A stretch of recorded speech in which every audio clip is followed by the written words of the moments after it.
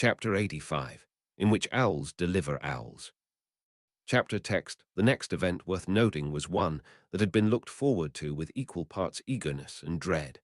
The arrival of the owls from Hogwarts bearing their owls. I still say that to keep with the thematic energy, the newt grades should be delivered by newts, Sirius said one morning.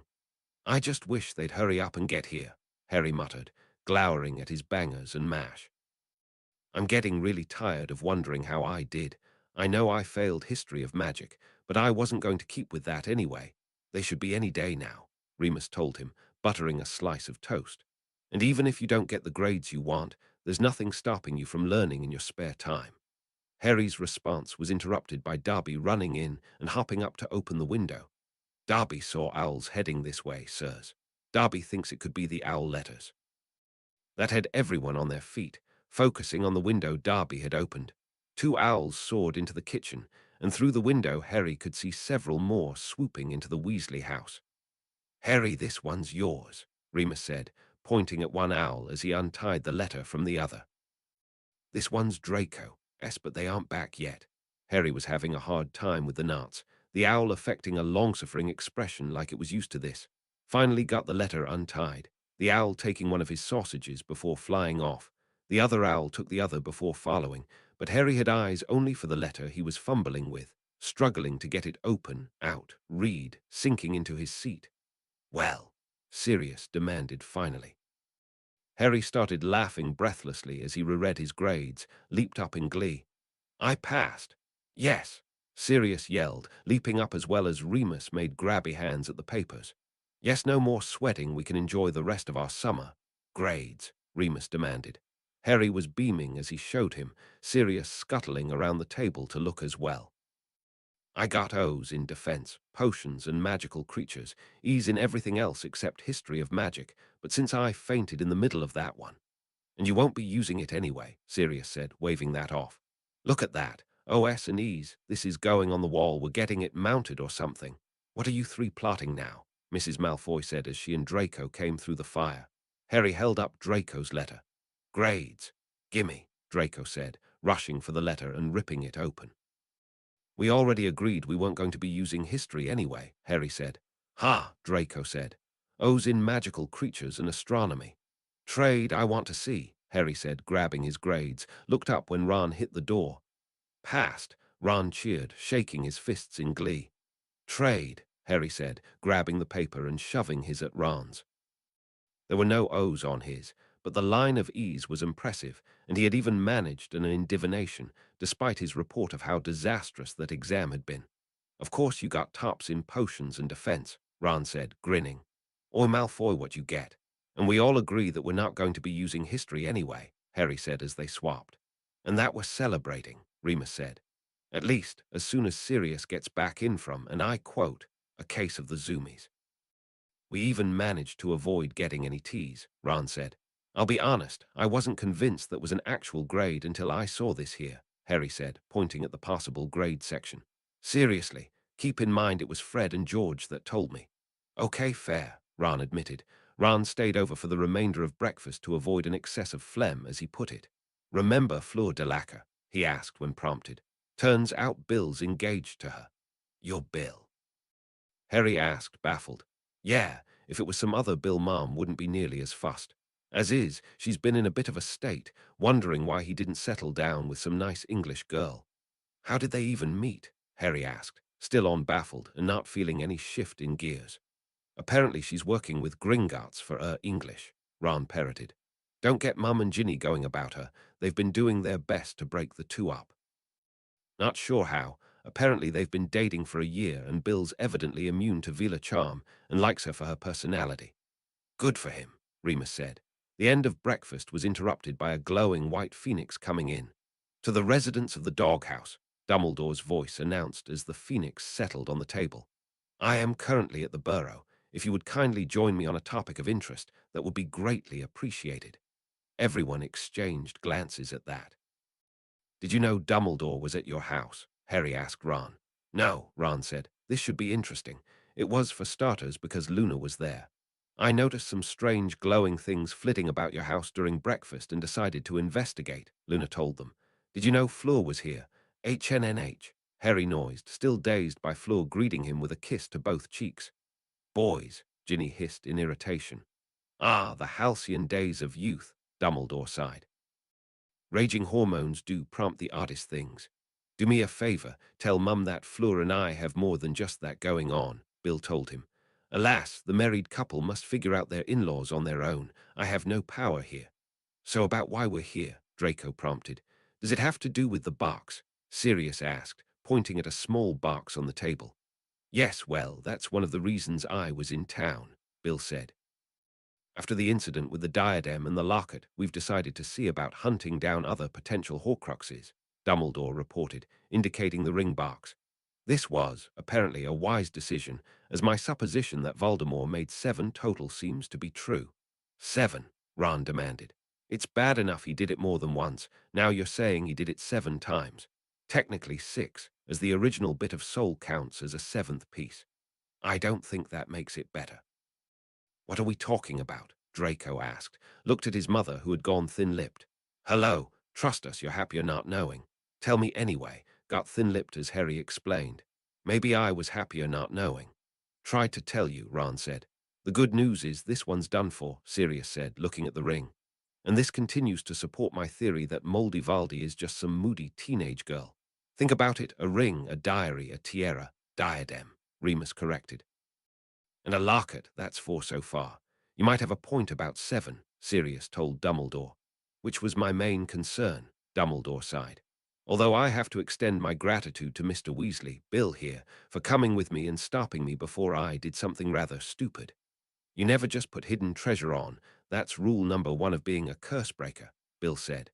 That one was particularly nasty. If I hadn't stopped you, you would have been dead within the year. At least I would have spare time then, Dumbledore said.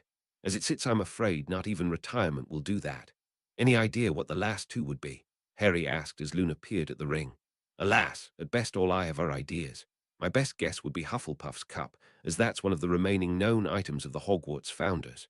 The other remaining item is the Sword of Gryffindor, but I doubt Voldemort would bother with that. On the one hand, Slytherin pride says no, Draco agreed. On the other, it'd be getting one up over Gryffindor's. Wait, the diary was in our house, he said, looking at his mother. I am aware, she said tartly. Well, at least we're halfway done. That feels like a good reason to celebrate, Sirius said. Professor, Luna said suddenly, did you know that that's the resurrection stone? I had suspected, Dumbledore said. Sad to say that was why Bill needed to rescue me from myself. That's the what now? Ron asked. It's one of the Deathly Hallows, Luna said excitedly. One of 3, actually. The other 2 are the Elder Wand and the True Cloak of Invisibility. They're outlined in the tale of the 3 brothers. You mean that old story in the tales of Beedle the Bard? Ginny asked. In what? Harry asked. You know how Muggles have fairy tale books? Ron asked him. Those ones written by those grim brothers. Beedle the Bard is that for us. I'll loan you my copy. Had to dig it out for my comparison essay for Muggle Studies, so it should still be on top of the pile. Remind me to get you a bookshelf for your birthday, his mother said. We actually have a few issues detailing those, Luna offered. But I'm reasonably sure that's the Resurrection Stone, because it has the sign of the Deathly Hallows on it. I feel like we have to start from the top, Harry said, refreshed his tea as Luna explained the Deathly Hallows and signs, and the 3 brothers and such, Dumbledore nodding along as she did so. The entire collection of the tales of Beedle the Bard are worth reading through, Dumbledore said when she finished. The Fountain of Fair Fortune will always be a close second to the 3 brothers as far as how memorable it is to me, although that might be because it was what led my predecessor Armando Dippet to ban all school plays. After an attempt to perform, that story ended with the Great Hall on fire. I only know it because Father couldn't stand it, Draco said. Yes, that led to a rather long feud between us. But back to the ring, Sirius said. How do you even prove it's that stone or not? Anyone could carve that mark into a stone and say it was the resurrection stone then. Go back to it's a story and a theory, Remus told him. I suppose we could test it, but I want a second opinion before anyone tries it, Bill offered. I don't guarantee I got all the nasty out of it. Personally, I am inclined to believe in the Deathly Hallows, Dumbledore said, dipping a cookie in his tea. because I have had the distinct honor of holding all three. This ring made the last. Silence as they watched him eat his cookie. Now hold it, Ron said. You can't just drop this information and not elaborate. But of course, the wand I currently use is the Elder Wand, which I won in my duel with Grindelwald. I can trace enough of its history to have my suspicions, but my suspicions were confirmed when I learned of James Potter invisibility cloak, and I asked to examine it to see if those suspicions had merit. Well, most invisibility cloaks made of demiguy's hair will show wear and tear after a few years, and yet this one was as spotless as if it had been made yesterday, as I'm certain it still is. This was the last piece, he said, indicating the resurrection stone. And thus, one of my goals in life has been fulfilled. I do feel like this is worth celebrating. I may purchase a cake later. There's a lovely bakery in town we can visit for that, Luna said, practically buzzing with excitement. You can visit with Dad and tell him about all this. Is this what the Muggles call a bucket list item? Do they really put ideas of what they want to do in buckets? That's not quite how that works, Harry offered. Okay, hold on, go back, Sirius said, waving his hands. Since we're agreeing that the Deathly Hallows exist, and all three are currently in the neighborhood, now what? We're talking about very old, very powerful artifacts here.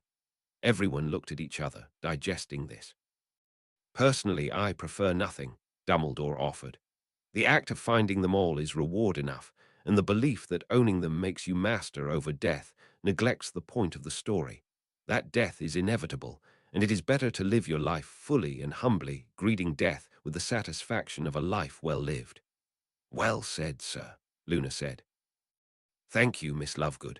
I've found that with age, people are more willing to attribute wisdom to my words. Whether or not I get any wiser remains to be seen. How much longer do you think it'll take me to get to that point? Sirius asked Remus. You'll be older than Dumbledore, Remus said, not missing a beat. Hey, any other questions before we start a new quest for cake? Dumbledore asked. Harry contemplated this before raising a hand. Are school plays still banned? Not anymore. I lifted the ban when I became headmaster, although I also added a few fireproofing spells to the Great Hall just to be safe. As for the duels that broke out, I'm hoping that we're better able to keep those under control now. Fair enough, Sirius said, slapping the table and standing. Let's go get a cake.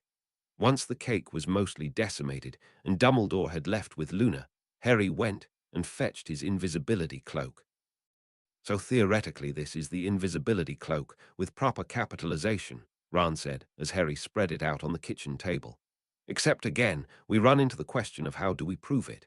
Personally, I prefer the question of do we need to, Remus said, polishing off what he swore was his last bit of cake. As Dumbledore said, the journey of finding it was likely enough. Or since when did you start doing this sage bit? Sirius asked, gesturing at him. I figured I'd get a head start on it so I can actually achieve it when I'm Dumbledore's age. So what do you think? Harry asked Snips, who lighted down onto the table to look. Snips turned up his beak at the question. Ah, right. He didn't particularly approve of the cloak unless it was for instances like second year. Well, I'll tell you what, it doesn't look much different than when James had it, Sirius said, looking it over. Cleaner, maybe. Creature might have undressed it while doing the laundry, Creature said as he passed by.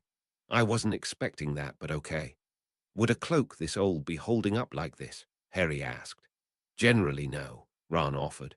I heard Percy complaining about having to replace the Ministry's batch of invisibility cloaks.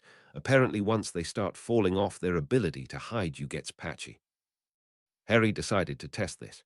At best what showed were bits of his sneakers, and as Sirius and Remus could attest, it did have some difficulty hiding a person as they got older and taller. So, possibly yes, this is the invisibility cloak complete with the in capital letters, Sirius mused as Harry took it back off. I'm having another slice of cake, this is worth it. You were going to have one anyway, Remus accused. True, but now I have an excuse. You know this is going to gall Hermione to no end, right? Ron asked. That one of Luna's stories turned out to be right on the money, Harry asked. It would. Silence as they contemplated this. We send her an owl, tell the owl to come back as soon as she gets the letter, Ron said. The letter only says Luna was right. She has to wait until the end of summer to get any clarification. On the one hand, this sounds dangerous, Harry said. On the other, yeah, let's do it. To their detriment, They learned that Hermione had got an owl over the summer. Chapter 86, in which new classes are announced. Chapter text September 1st saw them heading to King's Cross in style, thanks to Ministry cars courtesy of Percy. "You wanting us to be fancy, Percy?" Ron had to ask. "It's security concerns," Percy pointed out. "You know who wants Harry, so it's best to make that difficult for him. That, and it's just in case some Death Eaters try for my family."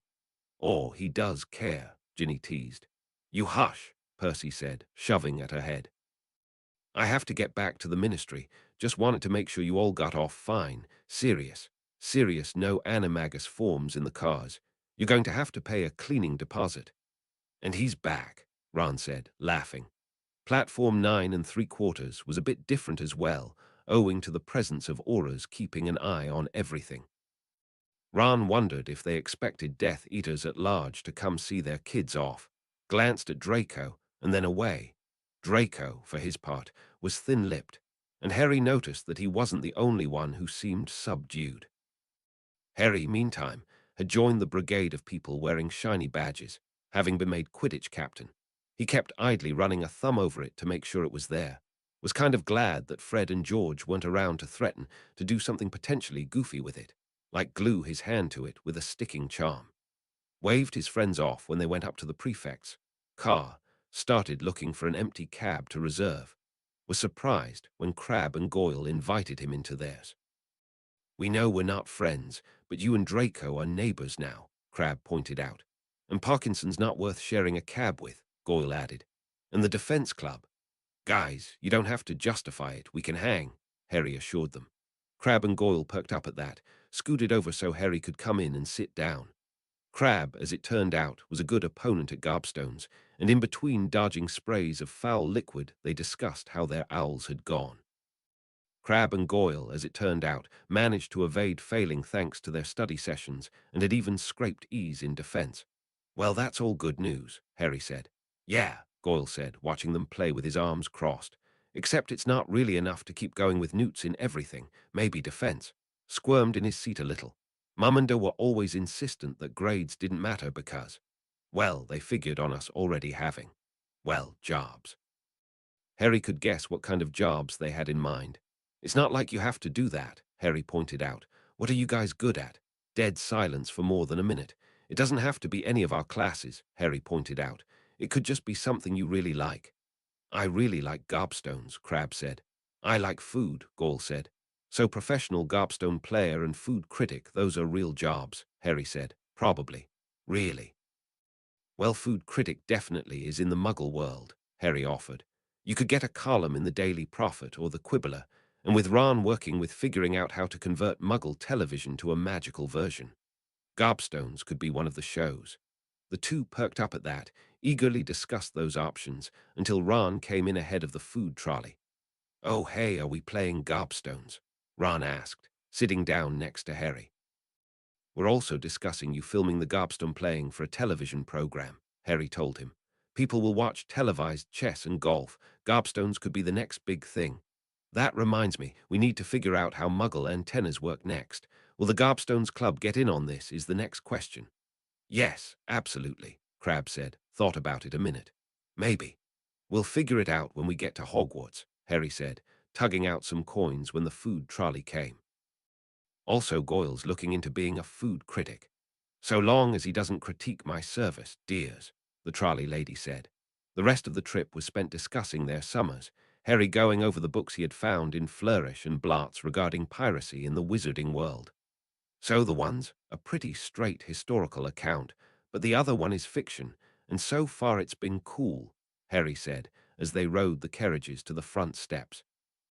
"We should go to the Caribbean when we're done school. I'd like to see some of this stuff. Like Port Royal, the Muggles aren't really sure why a third of it sank into the ocean, but as it turns out, it was a duel between a ministry guard and a wizard pirate."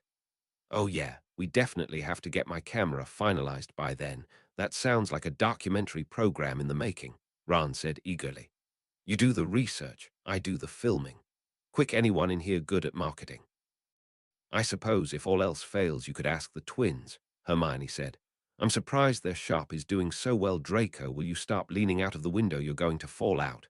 Why do we keep stopping?" Draco demanded. I don't like it. It feels like we're going to get jumped. We'll distract them while you guys run, Goyle offered. Harry leaned out his window, being in a position where he didn't have to twist around to see forwards. It looks like there's people at the gate, auras. I think I recognize your cousin Tonks. Do they think Valdi's going to sneak into Hogwarts? Ron asked. Wait, never mind, he's done it at least once already. No, but I'm sure there's been some concern from parents over their kids' safety, Hermione said. Percy might have put them there to assuage some fears, or stop the irate howlers. That's also a possibility. Hey, Watcher boys, Tonks said, grinning when their carriage pulled up. We're gonna check you over real quick. Anything to declare? We've decided we're going to the Caribbean in a few years, Harry told her. Ron's going to do a film documentary on wizard pirates. Nice, Tonks said, waving what looked like a detecting rod over them, paused when it reacted to Snips, who leaned back with narrow eyes. Oi, Harry, your familiar isn't secretly a Death Eater, is he? He's with the secret order of familiars, actually, but we're not supposed to know that. They sat there a little longer than necessary, Tonks and another aura having to go over the readings from the device, before finally agreeing that it was probably nothing. Snips had been with Harry ever since first year. If he was working for Voldemort, he had had plenty of chances to betray him, and had actually actively stopped some of Valdi's attempts on his life.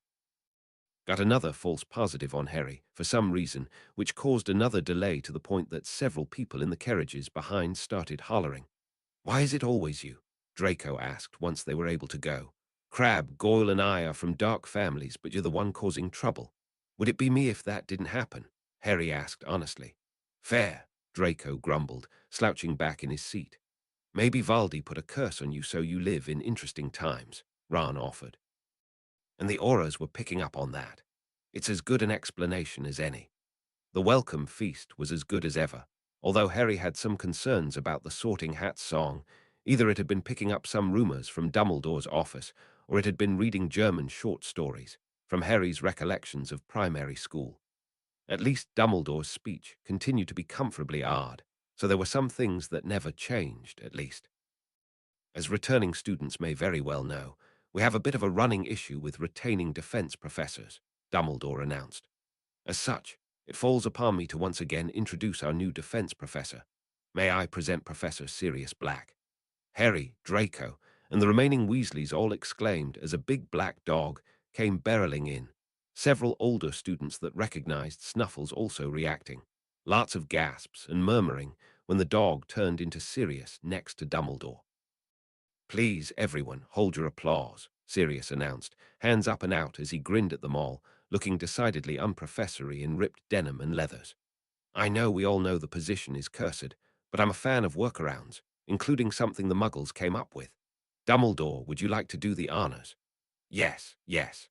I believe it's called a teacher's assistant. If this works, we intend to start implementing more. But in the meantime, may I introduce Professor Remus Lupin? First and second years, who didn't remember Remus, were probably confused at the whole great hall leaping up in thunderous applause, Remus looking sheepish, as he headed up to Sirius and Dumbledore, waving a couple of times as he went. It took several minutes before order could be restored, probably not helped along by Sirius waving for everyone to keep going. None of the teachers seemed to mind, Harry noticed. I told you they'd be more excited about you than me, Sirius told Remus. And now we get to see if the curse is just you can't do 2 years consecutively, Remus agreed. Marvelous, marvelous, Dumbledore said, nodding as the two sat down and the applause finally faded. In other news, Filch has asked me to add Weasley Wizard Wheezes products to the list of banned products, which did lead to a bit of back and forth before he agreed that the teachers could still be trusted with their fireworks. We will be making use of them on certain occasions that will be listed on your student calendars. I've also been informed by Minister Weasley to be certain to ward the fireworks against detection by Muggles, although I was looking forward to seeing if the fireworks were covered by Hogwarts being unplottable. We shall see, I am certain. Some of you may have noticed the auras checking everyone coming through the gates. This is also courtesy of Minister Weasley, although I think we can all agree this is an improvement over Dementors, Dumbledore added, looking over his half-moon glasses at the nervous titter that ran through the hall. I've been informed that Minister Weasley is taking the threat of Voldemort's possible return seriously, and what I've seen supports that. Even if I am just an old fool jumping at shadows, in which case Alistair Moody invites me to take his survivalist courses, which he will also be offering here every 2 weeks, as his schedule allows it. If you would like to sign up for that, the sheets will be on your dorm boards. As I understand it, he's spent the past year or so studying Muggle survivalism and giving it a wizarding spin. But even if it turns out I was wrong about certain dark wizards, there is no harm nor shame in learning how to better take care of yourself. You may never need to use any of this information. The Ministry may never need to make use of its updated defenses. But as the Muggle parlance goes, the man who sleeps with a machete is a fool every night but one. Also, as I have gotten a few letters over the years and have myself discovered the wonders of Muggle baking shows, we now also have baking lessons, which will be overseen by the Hogwarts house elves to ensure no mishaps occur. Dumbledore continued as a house elf popped in next to him. Miss Parley here will be the lead elf in this endeavor. She requests that we not make too terribly big a fuss about her appointment, he added, indicating the house elf that was apparently blushing furiously behind her hands and ears. There you go. The house elves are getting their recognition. You can stop lobbying for that now, Ron told Hermione. Ron, this is only the first step, Hermione said. You don't stop the movement just as it's getting momentum. So long as the momentum doesn't lead to a big crash against a wall, we'll just power through it. Harry had the sinking suspicion that this was how many extremist movements got started, and hoped Hermione had enough sense to stop when everything was at a comfortable point. Not that he thought house elves would start picketing, but after 5 full years in the wizarding world, he was starting to learn to hedge his bets. Now, unless I miss my guess, which is always a possibility, that was everything I wanted to discuss for the evening, Dumbledore said, clapping his hands together. If it turns out I missed something or need to announce something else, such as a new podium, I will be certain to let you know. Good night, and welcome to Hogwarts. Chapter 87, in which some serious learning is done. Chapter text: Harry enjoyed a solid night's sleep, or rather, what little night was left after excitedly discussing Sirius and Remus' appointment, and at one point diving for his two-way mirror to scold Sirius for not telling them. Firstly, I wanted it to be a surprise, Sirius told him. Secondly, Moony wants me to scold you for not getting any sleep. It's that late. Snips agrees with you, Harry laughed, leaning away from the little familiar, indignantly hopping up and down and chittering at him. When's your free periods? I won't get my schedule until tomorrow, but if I can get you after dinner. Wait, what do you mean free periods? Oh, good grief, I'm back on a school schedule, Moony. Why did I let you talk me into this? Harry laughed at that, did finally wind down enough to go to sleep, decided when he woke up that Voldemort had been too preoccupied to actually bug him in his dreams that night.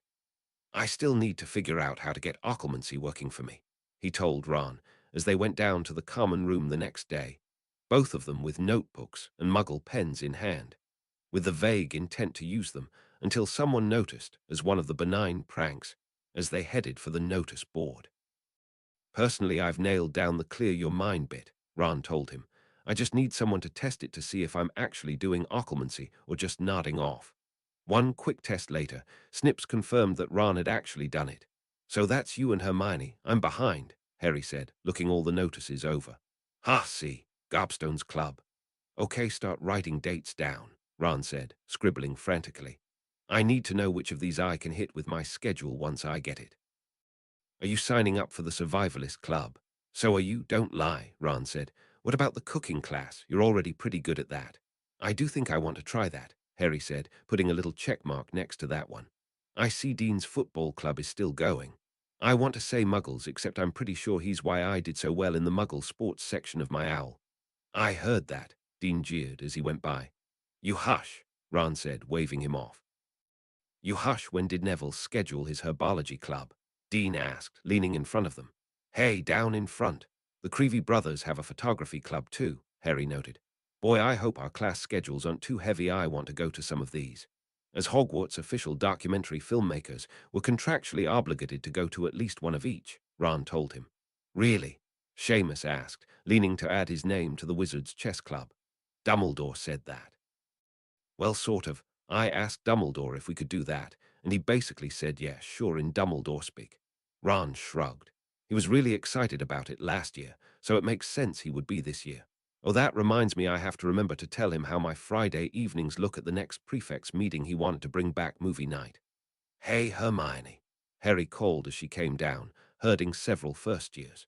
You want us to put you down for Moody's club? I should be able to manage a bi-weekly club on top of everything else, Hermione said. When's Neville's herbology club? He told me about that on the train and I wanted to see that. Are we bringing back the hag is the next question, Dean said. Let me see what the schedules look like, and then I'll run it by Professor McGonagall, Harry said. Pretty sure she'll be open to it, though. Are you signing up for Luna's journalism club too? Neville asked, leaning around to scribble his name down. Hermione, Ron hollered after her. How much work was the time Turner? You wouldn't like it, she hollowed back. Figures, Ron muttered. There aren't enough hours in the day. Hey, Harry, Katie Bell called, pointed at his badge when she got close. Knew you'd get that when our trials. Oh, wait, I've got to schedule those, Harry said, a flurry of panic as he looked at his calendar and list. Probably this weekend. I have to see what everyone's schedules are like. Speaking of, Dean said, heading for the portrait door. McGonagall said she'd be doing those over breakfast. Harry and Ron finished copying down the last of the dates, including Hermione's society for the promotion of magical beings meetings, and scurried out the portal into the Great Hall. So are you going to be using this in Muggle studies? Harry asked Ron, indicating the ballpoint pen. On the one hand, the idea was to use it until we were called out on it. That would definitely happen in Muggle studies, Ron said. On the other, that could be a good way to earn extra points, but that way also leads to Hermione-ness. Can't deny enjoying not having to refill it every sentence, though. They reached the Great Hall and sat down for breakfast, taking note of the fact that most of the other years had already run off to their morning classes. Most of the rest of the remaining students were sixth years or those who had the luxury of not having a class at 8 or 9. Professor McGonagall had already cleared Hermione, who hustled off saying something about getting ready for ancient runes, was currently in a discussion with Neville over his class choices. I'm sorry, Mr. Longbottom, an A isn't good enough to continue at the Newt level for transfiguration, she told him. Why do you want to pursue that one anyway? I never got the impression you particularly enjoyed that class, nor is it necessary for a master's in herbology. My gran wants it, Neville told her. PFF, Professor McGonagall noised dismissively. I shall have to drop Augusta an owl informing her that she should be proud of the grandson she is instead of making him something he isn't. Your grade in charms is exemplary. Why don't you pick that one up instead? Gran thinks it's a soft option, Neville said, pink at the compliment. I'll be certain to remind her that just because she failed her charms owl doesn't mean it's a soft option. Harry couldn't help but smile as a dazed Neville wandered off with his new schedule. He had had the privilege of meeting Augusta Longbottom last summer and felt that Professor McGonagall might be the only one around capable of matching her mettle. Mr. Potter, Professor McGonagall said, sorting through her notes when she sent Parvati Patil off with her new schedule. Yes, here we are. I notice you didn't apply for History of Magic, she said with a small smirk.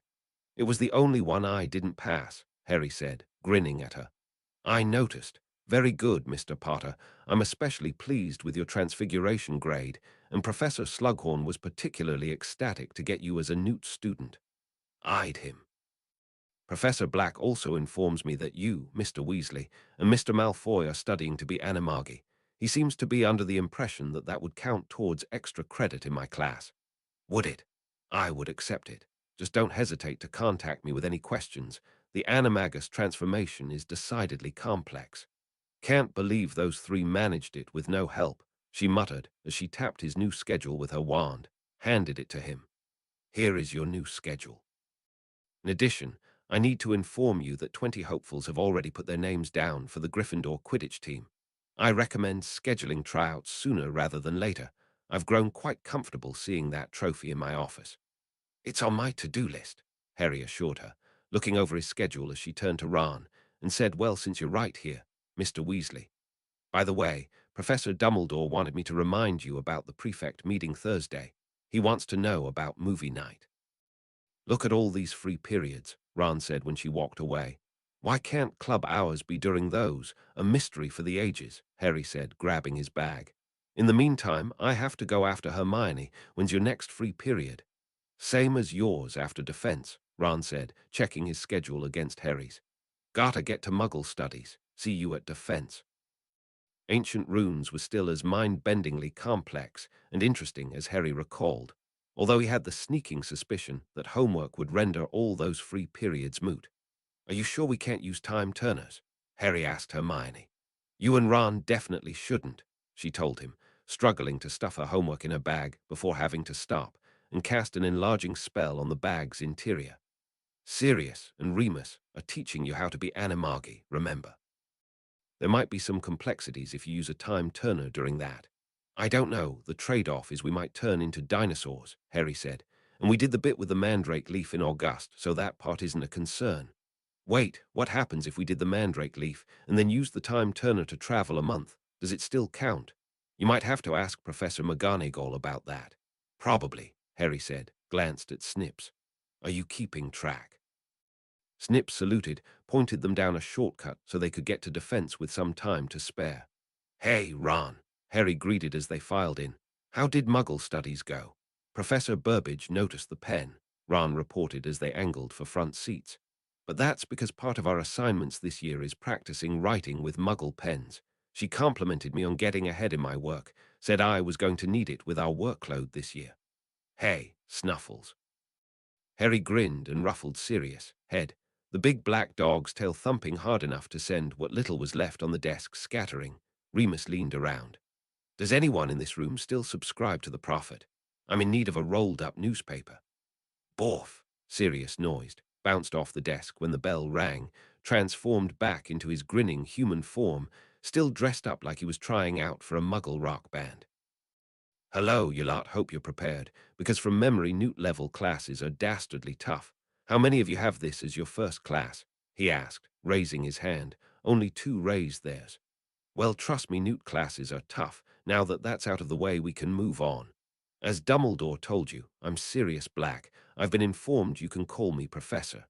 Indicated Remus, busy straightening the desk back up. You likely remember Professor Remus Lupin from a few years back. He'll be the teaching assistant in charge of keeping me straight. I'm failing already, Remus sighed. Yes, well, moving on. My credentials are fighting in the First Wizarding War. I hate that I likely have to clarify it like that, Sirius muttered. What you need to know about fighting dark wizards or beings is that dark magic doesn't work like regular magic. It's meaner, nastier, digs in hard and leaves scars that won't heal. You can hit a classmate with a Boyle's hex. Don't, by the way, I'd have to dark you points, and Madame Pomfrey could heal them in a jiff. You hit them with a dark hex or curse, like Sectum Sempra, and if someone doesn't know the counter-curse then, that's them bleeding out on the floor, no one able to do anything about it.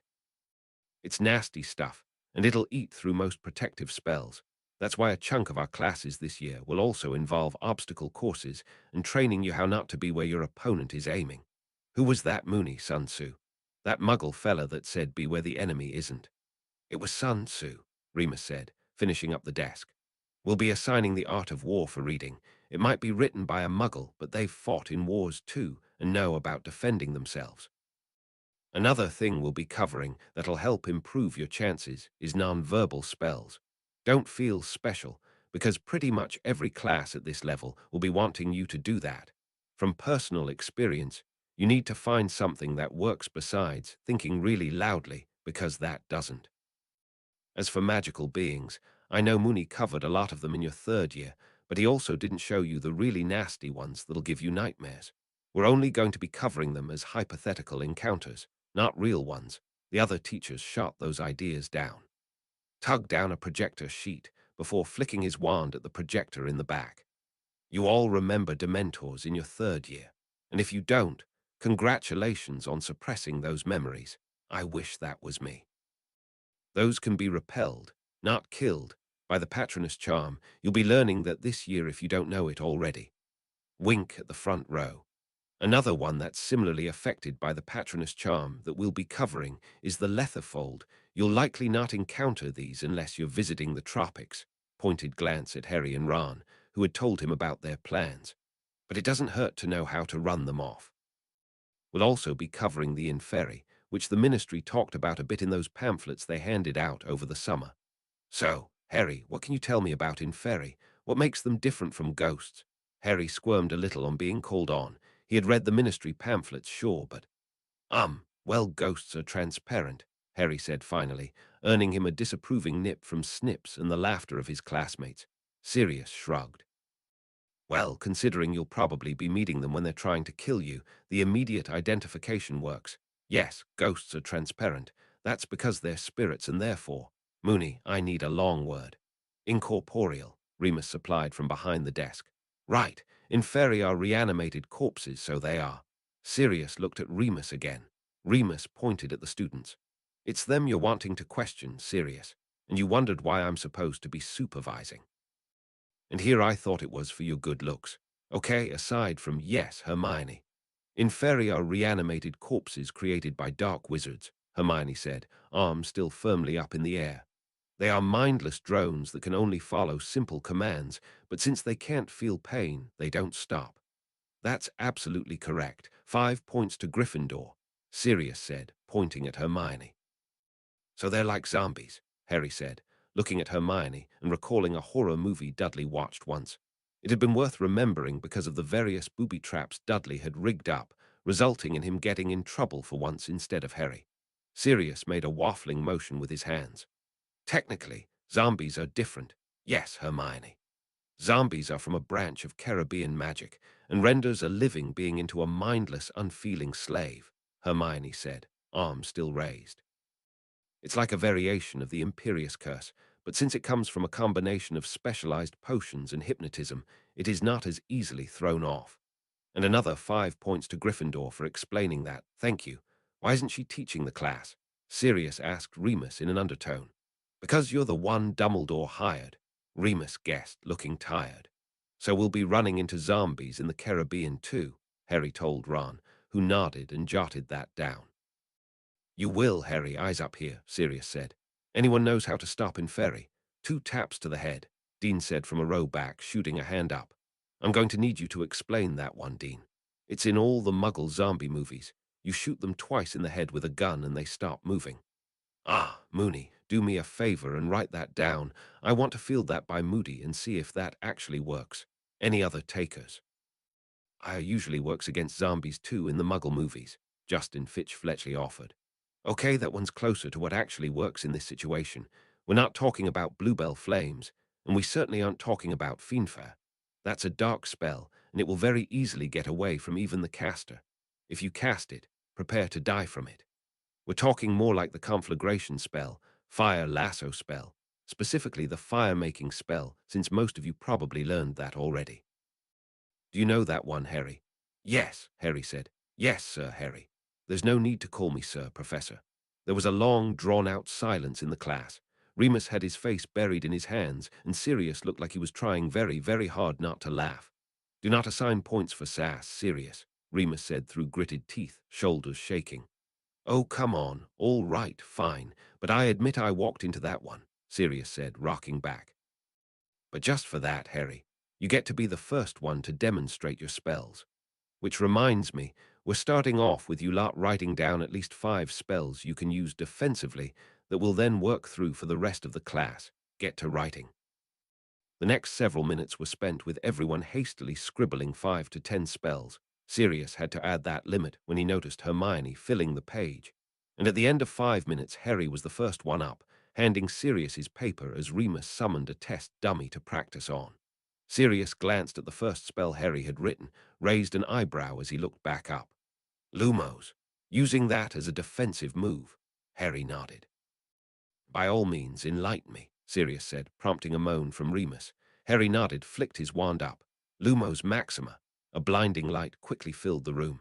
Ho, ho, dim the lights, Harry, Sirius yelled. Harry did so, grinning. If my opponent can't see, then he can't aim, Harry said. Add learning nonverbal spells, like you said we were going to, and my opponent won't be able to hit me. Sirius grinned and clapped a couple of times. Sound reasoning, Harry. 5 points to Gryffindor.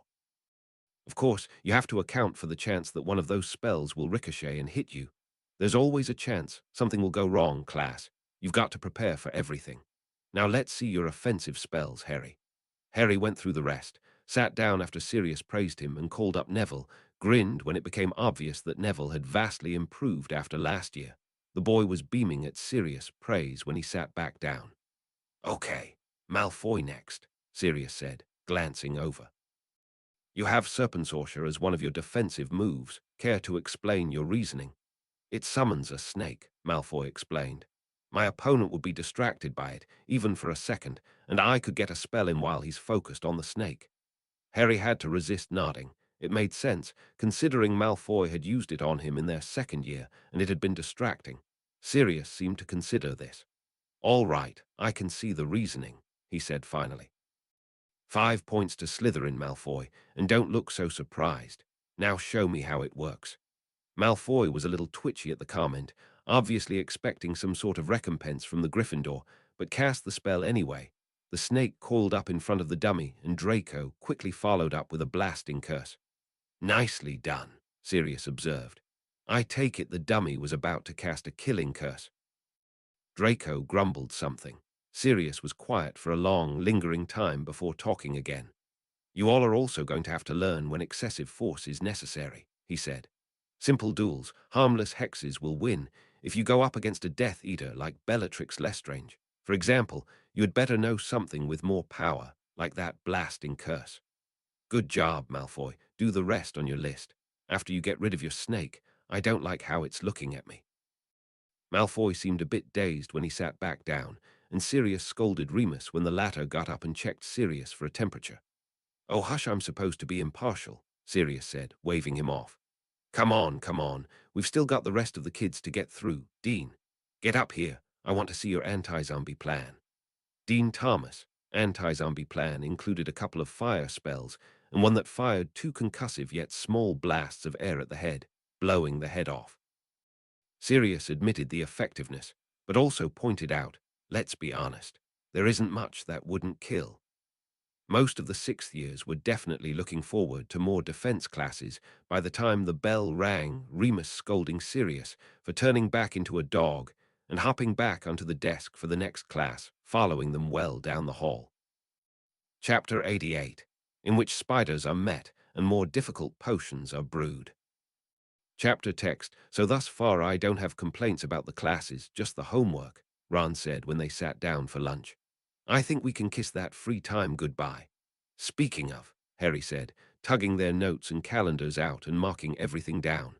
We could probably get the camera finalized on these periods, make sure it works with Hogwarts wards, and then we can start with who's first. They spent the rest of that particular free period and lunch sorting out all the clubs so they could record them for posterity, as Dumbledore had put it, before packing up and hustling for care of magical creatures. After this is double potions, Hermione said, reading off her schedule. Tomorrow night is astronomy, but we have herbology in the afternoon. Wednesday, Harry and I have arithmancy, and all 3 of us have another potions. I have alchemy Thursday morning.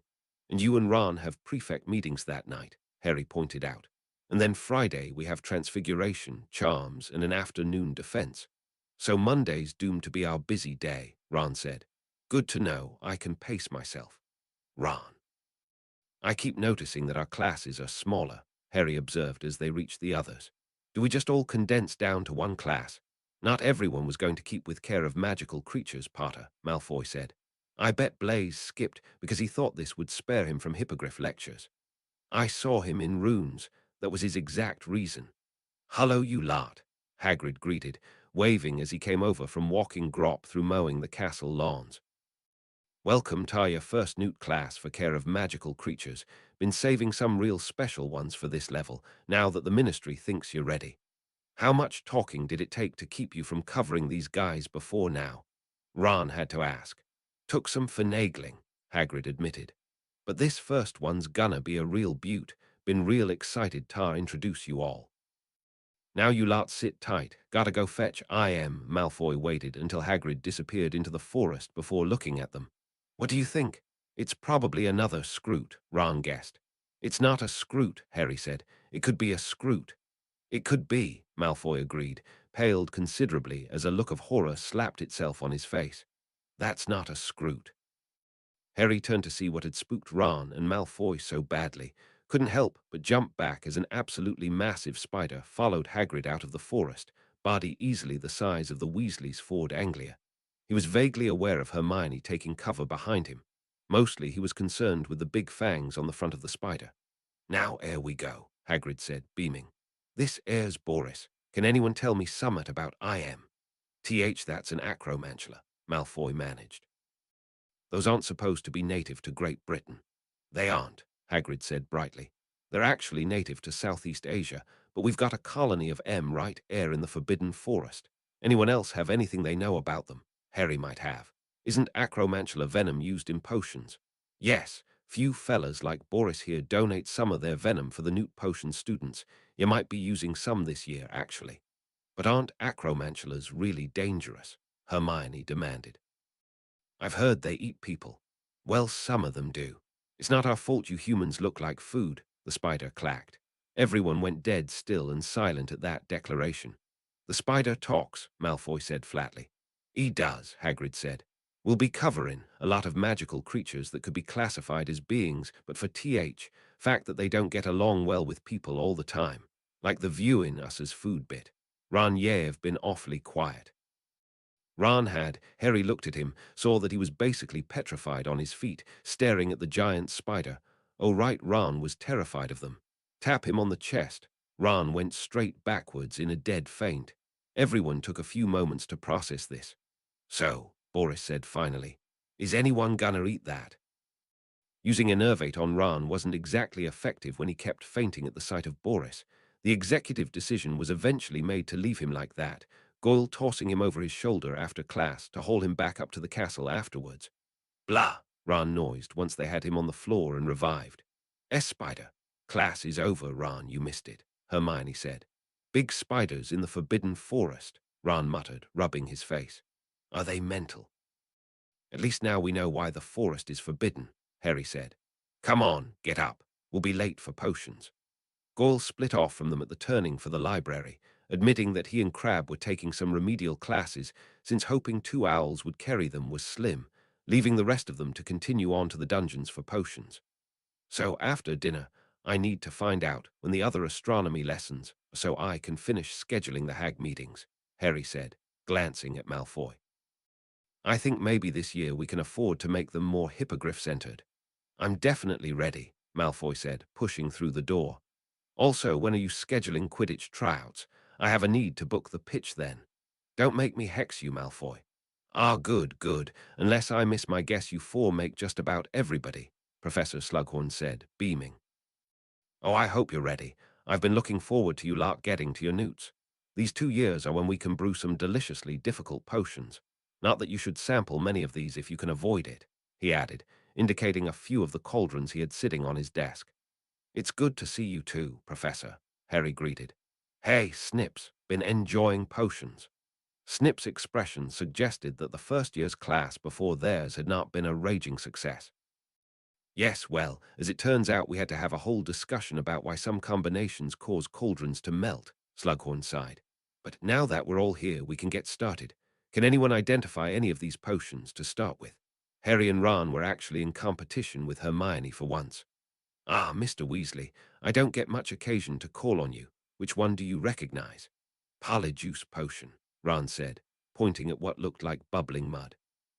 It lets you look like someone else for an hour. Correct.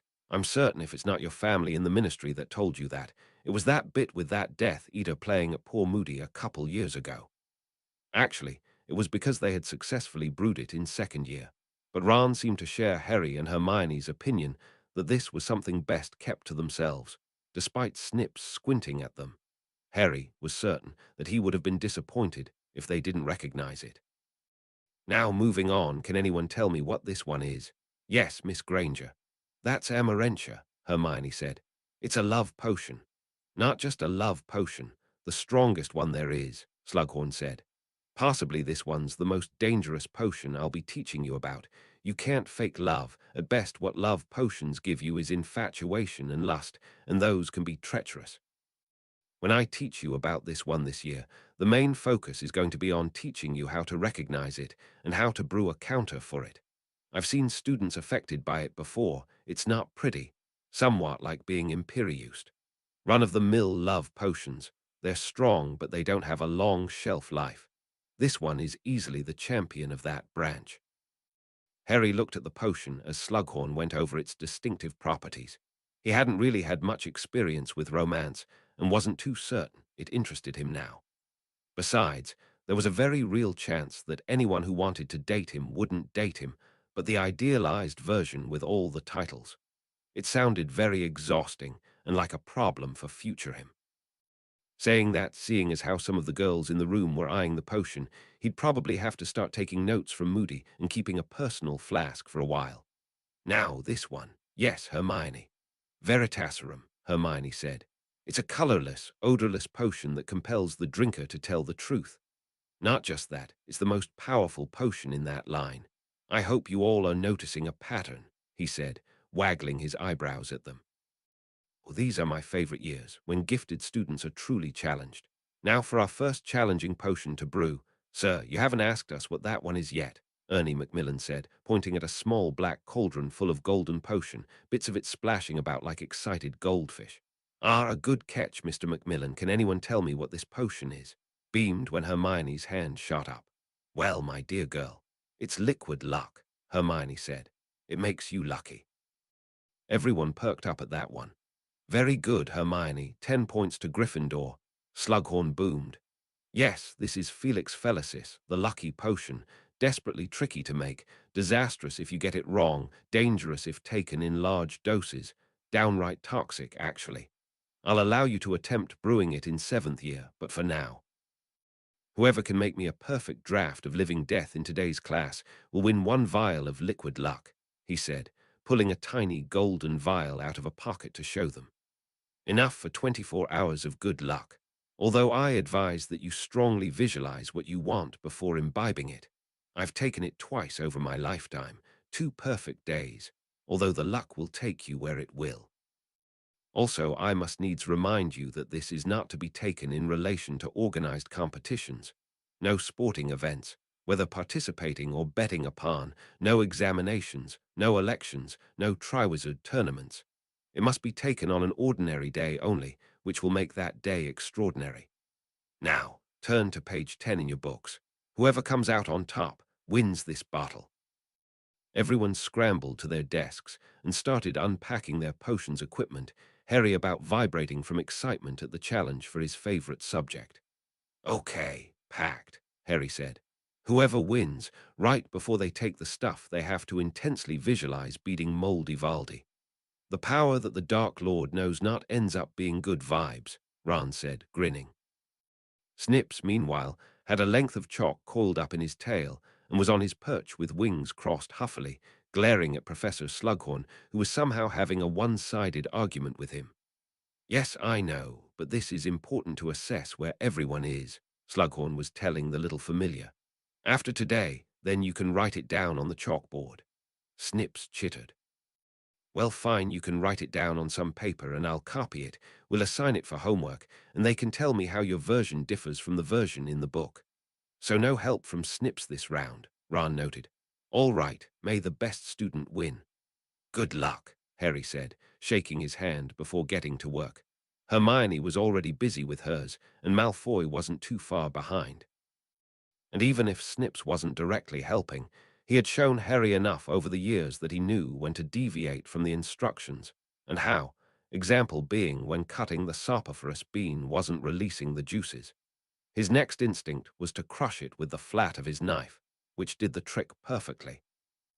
20 minutes in, and he was slowly pulling ahead, calculating whether or not he ought to risk adding a clockwise turn every 7th turn, but also debating on whether or not he ought to risk it since he was technically ahead. Decided to after counting to the next 7th, Snips had instilled the need to keep track of the stirs, when he didn't notice it getting any clearer. How are you doing that? Hermione hissed at him. Add a clockwise stir on your 7th, Harry told her. Which one did that? Septimus heaped 7 rules of 7. Now is not the time to be improvising. Mine's clearer. Ron, whose cauldron was currently full of tar-colored potion, started snorting at the conversation, causing Hermione to huff and focus on hers. I'll toss one in, Ron said, still snickering. I can't possibly do worse right now. The cauldron could explode. True. Time's up, Slughorn announced. Stop stirring and step away from your cauldrons. Everyone, let's see how you did. Snips dried the ink off his paws and immediately launched into the air, circling over the potions room and eyeing everyone critically before swooping down and landing on Harry's head. Slughorn gave the rest of them a cursory look before following his lead, expression switching to delight upon seeing Harry's potion. Excellent, Harry, excellent. My goodness, it's just about perfect. I'd be willing to bet one drop would kill us all. How'd you do it? Nodded when Harry explained, glanced at Snip's paper before looking back. Me, you'll be ahead on the homework even, but, as promised, 1 vial of Felix Felicis. Use it in good health, my boy. Remember the pact, Ron said after class, and a reminder of which nights the Slug Club would be held. Moldy Valdi will never know what hit him, Harry said, grinning. Chapter 89, in which wizards are baking and tryouts are held. Chapter text the rest of the week was as dramatically difficult as Monday. Harry and Ron expressed profound relief when Thursday dawned and they had no classes, and then proceeded to spend the rest of the day in the library working on homework. This year's conspiring to turn me into Hermione, I just know it, Ron sighed. So long as you promise not to have a total breakdown come midterms, Harry told him. They had, despite their schedules, managed to make it to Hagrid's for tea before Friday, and Harry even had a letter from Dumbledore requesting that he come up for a meeting Saturday night, which made Harry glad that he had scheduled Quidditch tryouts for Saturday morning. Harry also decided to try the baking lessons despite already having a full course load, mostly justifying it as being similar to potions, which is how Parley the house elf opened. You alls is already familiar with how potions works, she said, waving a hand at a big chalkboard and making glowing words appear. Bakings is not much different from that, except there aren't extra effects that comes from the making. Yous will have to keep eyes on temperatures and making sure that things don't burn. Look down from her stool when another house elf tapped on her.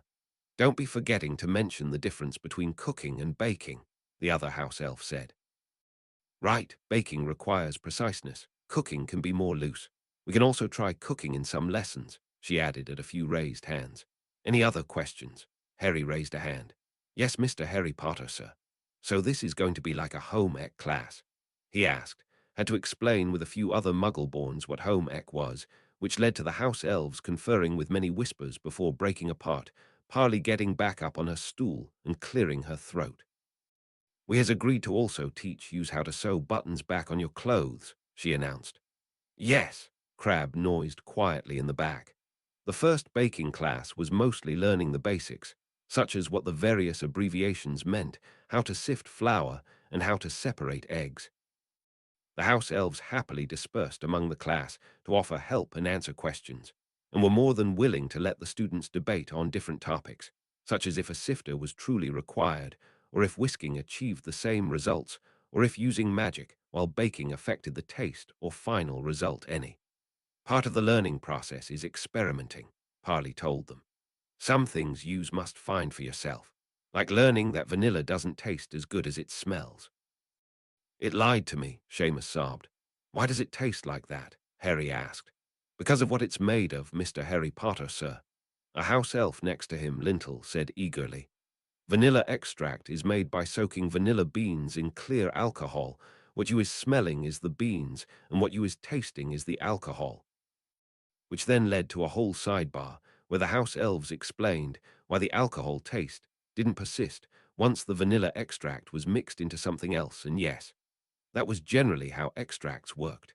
Which then led into another sidebar, led by the potion students, asking if this was how extracts were made for potions ingredients, which led to Harry getting a head start on his potions homework once the class was over, or rather, once everyone realized the time, and the house elves hurried them to their respective dorms before curfew ran over.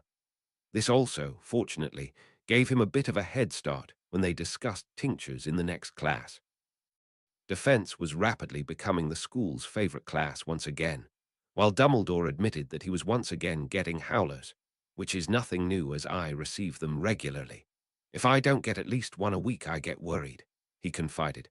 The return of an old favorite plus the addition of Snuffles, the dog of gainful employment, as those who remembered third year called him, made for an exciting class.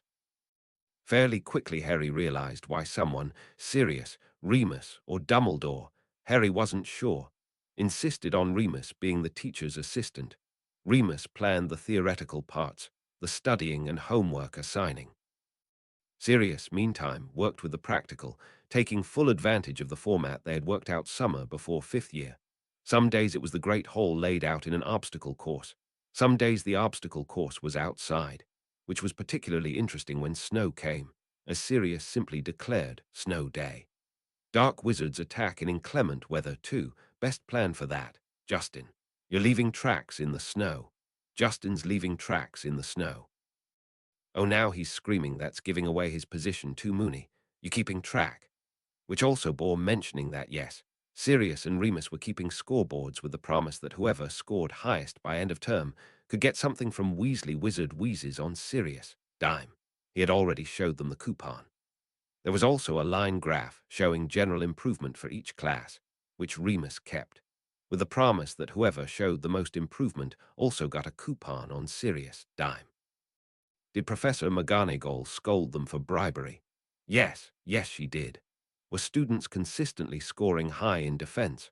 Also, yes. Moody's survivalist classes were also favorites, and it turned out he assigned research for between his appearances. Neville got called on first meeting, asked if he studied muggle plants in addition to wizarding ones, and when he said yes, Moody said, start picking plants to make the rest of these study. If you're lost in the woods and can't apparate, or you've had to go to ground, one meal can make a difference. Why can't we just summon some food? Seamus asked, raising a hand. Because of the 5 exemptions to Gamp's law of elemental transfiguration, Hermione told him.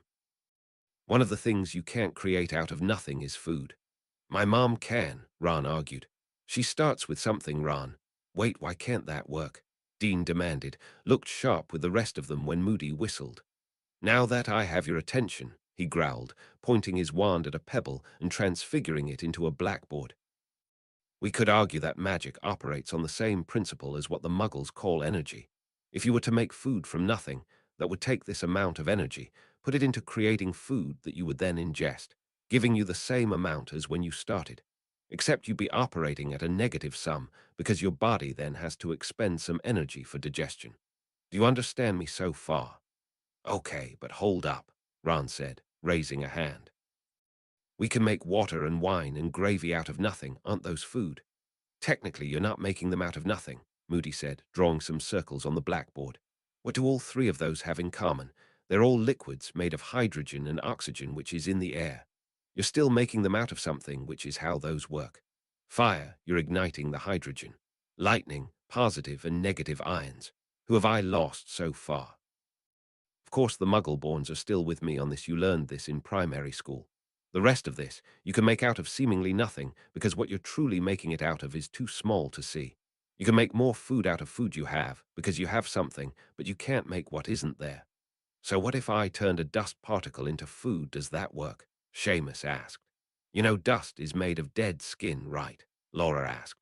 Wouldn't that be like eating a person? Okay, no, wait, go back, Dean said.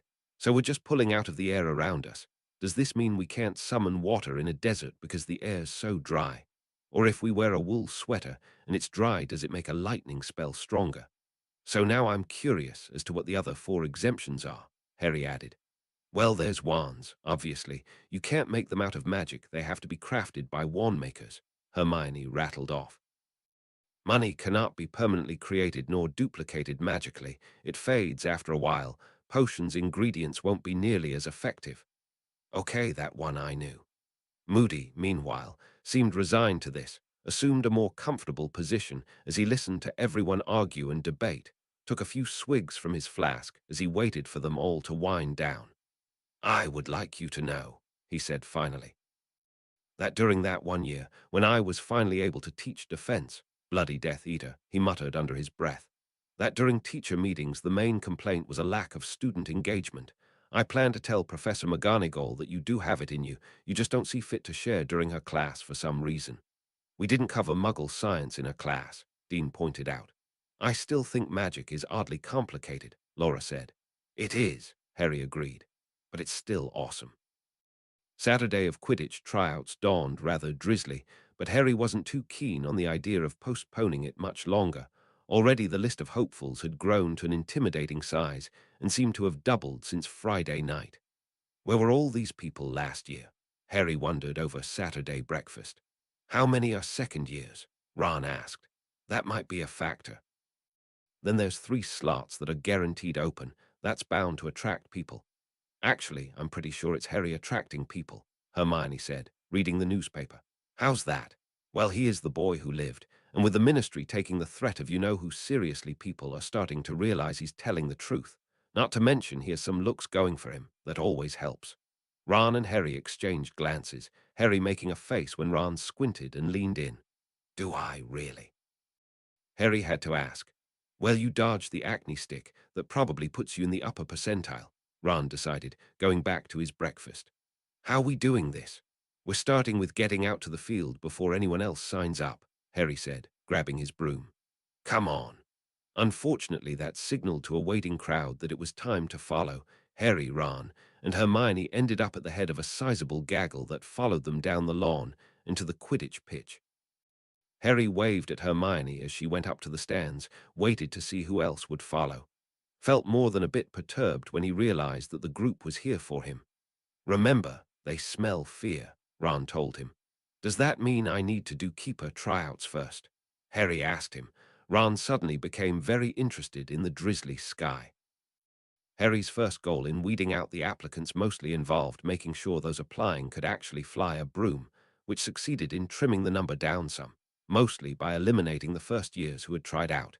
He reflected he couldn't fault them for trying considering his own experience, and a gaggle of girls who apparently had no greater ambition in Quidditch than to titter and giggle at him. Hey, hold it, he said when he moved on to the next group. You guys aren't even in Gryffindor. You're an honorary Slytherin, Malfoy said so, a Slytherin second year said. Harry turned to Ron at that. Find out when Malfoy's holding Slytherin tryouts, there's a need. In the meantime, the rest of you find out when your own houses are holding tryouts and try there. By the end of 2 hours, Harry was exhausted and had only gotten through the chasers. Hey, Potter, Malfoy called, leaning over the railing and having apparently spent the morning with Buckbeak. I hear you're taking on new members. Can I try out? I am going to hex you, Malfoy, Harry hollowed back. And if you try starting up Weasley as our king, during keeper tryouts I'm hitting you with a silencing charm. I'll be sure to cast it non-verbally then. Harry sighed, looked over the stands and reflected that they weren't getting any emptier, looked over the choices for keeper as they lined up before looking at Ron. Do not leave me with this. I don't suppose I can talk you into casting Muffalato on me again, could I? Ron asked. For the purpose of fairness, I'd have to cast it on everybody. Darn it, Ron sighed, trudging over to the keeper lineup, which in Harry's opinion was a mood, considering Cormac McLaggen was also trying out for keeper. Quick question, Harry said to Katie Bell before they started. Can you not pick the best person on the argument that they wouldn't be a team player? Absolutely, she said. But don't worry about Cormac. Ron's just as good. So long as his nerves hold, Harry muttered, launching into the air to circle and watch how tryouts went. It really was down to Cormac and Ron, Harry trying to figure out how to diplomatically word this so he didn't get into trouble. Breathed a sigh of relief when Ron saved all 5, and Cormac only saved 4, although he was almost in danger of getting a broken nose when he announced the new keeper. Sore loser, isn't he? Ron asked, watching Cormac stalk off. Yeah, Harry said, looked at Ron. You want to sit down before you fall down. I'm pretty sure I can make it to the bench before then, Ron said, legs shaking from a combination of nerves and relief. Beaters were less fraught with peril despite, involving iron balls with magically infused attitudes, and for fairness' sake he ran Seeker trials too. Ginny gave him a run for his money, so he had her as backup in case there was a chance he ended up in the hospital wing. Mostly because my history's against me, Harry admitted. So actually, I'm wondering what would have happened if I didn't make Seeker, Harry said, as they headed to Hagrid's for tea. I still Quidditch captain, or does someone else automatically get the role? Maybe it ends up like Muggle sports captains, where they just holler from the sidelines, Ron offered. Those are coaches, not captains, Hermione pointed out. I suppose they still count, though, since they're usually former players that retired. So see, you'd still count. Core, I'm glad that McLaggen fumbled that last one. I was a little worried about my performance, but at least I caught all mine, Ron said, rolling his eyes. As bad as he did, you'd think he'd been confounded. Yes, you would, and considering who was sitting in the stands on that end. Did you confound him? Harry asked Hermione once Ron was ahead enough to not overhear, still busy going over his play-by-play. Who? Hermione asked.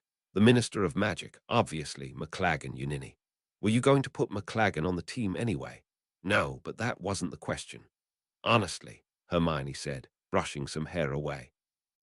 I can't believe you'd ask me a question like that. Harry looked at Snips, currently riding on Hermione's shoulder. Did she confund him? Snips nodded pointedly, prompting Harry to raise an eyebrow at a furiously blushing Hermione. Okay, fine, I did, she admitted. But you should have heard how he was talking about Ron and Ginny. If I didn't confund him, Snips would have lit into him, wouldn't you, Snips? Snips nodded at that, twitching his shoulders in a what-can-you-do motion. You do know that's interfering with a sporting event, right? Harry asked. You're not going to lecture me about hexing someone you weren't even going to put on the team. No, Harry admitted, but I am going to hold this over you for a while. That's fair, Hermione sighed. Chapter 90, in which teaching is assisted.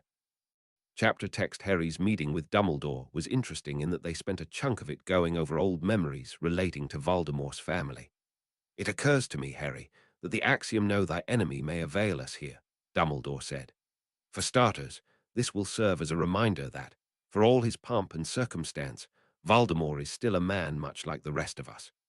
In addition, it might give us a clue or two as to the identities of the final Horcruxes, if not the locations. I recognize the ring, sir, Harry agreed. He didn't have much luck with his family either, did he? The difference is you gained a new family and were willing to embrace it. Even if he had such an opportunity, I doubt he would have done the same, as we shall see in future meetings, Dumbledore said. Incidentally, Harry, have you been keeping up with practicing your occlumency? Snips has been testing me every night, Harry said, indicating the familiar sitting on his usual spot on Harry's shoulder and eyeing the whole situation with narrow, beady eyes. Granted, most nights I'm too preoccupied, but I'm hoping that if Voldemort sees anything, it's just stuff he learned when he was attending. Possibly, although I do confess that occlumency has helped me to fall asleep faster, Dumbledore said, eyeing Harry a moment. The library imagery is quite apropos, I must admit. I spend all my free time there. The detail work has to get better, Harry admitted. Ah, but someday you'll look upon these years with fondness. Oh, by the way, before you go, might I ask if you and your friends would indulge me on a project? Dumbledore said, tugging a drawer open and pulling a Game Boy out. I recently purchased this on a stoop sale as I was wandering through London contemplating architectural styles. The young man who sold it to me told me he had dropped it in a moor on accident and had to buy a new one, but it was nothing a little Scourgify and Reparo couldn't fix. So what do you want us to do? Harry asked. I was rather hoping you'd do a variation of what you did with the Muggle camera. I confess I've gotten into the habit of playing on this while waiting for meetings to start, and it would be a mite tedious to apparate every time I wish to play on it. I would be willing to ask your professors to consider this an extra credit project if you're willing to accept. Sure, Professor, Harry said, taking the Game Boy. I'm sure Hermione will love the challenge. Ah, excellent. I would have asked Ronald and Hermione last Thursday, but it didn't seem an appropriate topic for a prefect meeting. Harry agreed that it probably wouldn't have been, as did Hermione when Harry told them afterwards. Okay, so how is this different from the camera? Ron asked, turning it over. This goes in here so it's like the tape. Right here is the screen. They both have buttons. Tapped on it. Feels like it's made of the same material. Probably the main difference is the intended purpose, Hermione said. The camera is for recording and playing back video. A Game Boy is for playing a game that's programmed into the cartridge here, she said, tapping the game cartridge. Will we have to do a rune sequence for the game separately, is the next question. We did for the tapes, but that was also because we were recording stuff that's unplottable, Ron mused. So say we do, and we have to include something in the sequence for having the game work with the cartridge. Dumbledore also said we might be able to count this as extra credit if we get it working, Harry added. Excellent, Ron said, grinning. I'll bring it in to Muggle Studies Monday and get the information we need, and then you two can start on the runic sequence needed to work it. Should go a little better considering we've already got the general idea of what to do. And we don't need it to film something unplottable. That always helps. Ron made good on his promise Monday, and the intent Tuesday was to work on the runic sequence in between dying under the weight of their homework, although Harry got detained after breakfast. Mr. Potter, may I see you for a moment? Professor McGonagall called. Oh boy. Whatever it is, I didn't do it, Harry told her as he came over. Oh, pup, you never say that, Sirius said, grinning. That's the fastest way to paint you as the most suspicious person on Earth. Don't think I wasn't on to you by second year, Professor McGonagall told Sirius, eyeing him over her glasses. Moving on, Mr. Potter, I was discussing our career meeting last year with Professors Black and Lupin and was wondering if you might be amenable to our suggestion. Which is? Harry asked. Teacher's assistant, Remus said. Technically teacher's assistant, Sirius pointed out. McGonagall rolled her eyes at that before focusing on Harry. You have a few free periods that coincide with defense classes for the lower years. We were wondering if you'd be interested in assisting with these classes, so you have a better idea of what's expected of you as a teacher at Hogwarts. Yeah, brilliant, Harry said, grinning. When do we start? Let me see your schedule. Which was how Harry found himself in the defense classroom, standing near the back of the class and counting heads. So since today's more focused on the theoretical and what's in your books, I'm taking point, Remus told them. We're going to be focused on the differences between hexes, jinxes, and curses today, and why they aren't exactly interchangeable despite us sometimes using the terms as such. Any questions so far? One of the first years raised her hand. Yes, Remus said, pointing. Are you really a werewolf? She asked. Yes, Remus said, expression saying he had answered this question already for a different class. Do you know Dracula? Remus, expression said he had not answered this question already for a different class. Ah, no, you're thinking of the Wolfman. Werewolves are different. Smooth, Sirius mouthed at him, flashing the OK sign. How are they different? A different first year asked, hand up.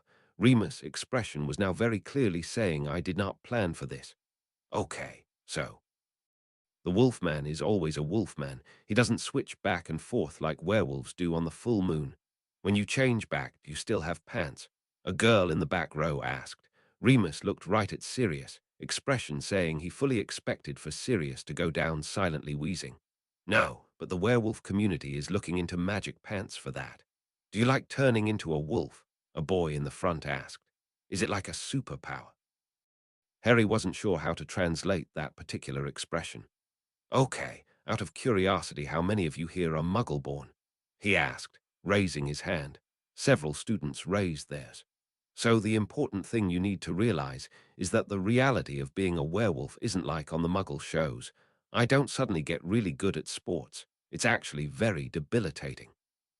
Like Professor Blackback that can turn into a dog, but it's whenever he wants to.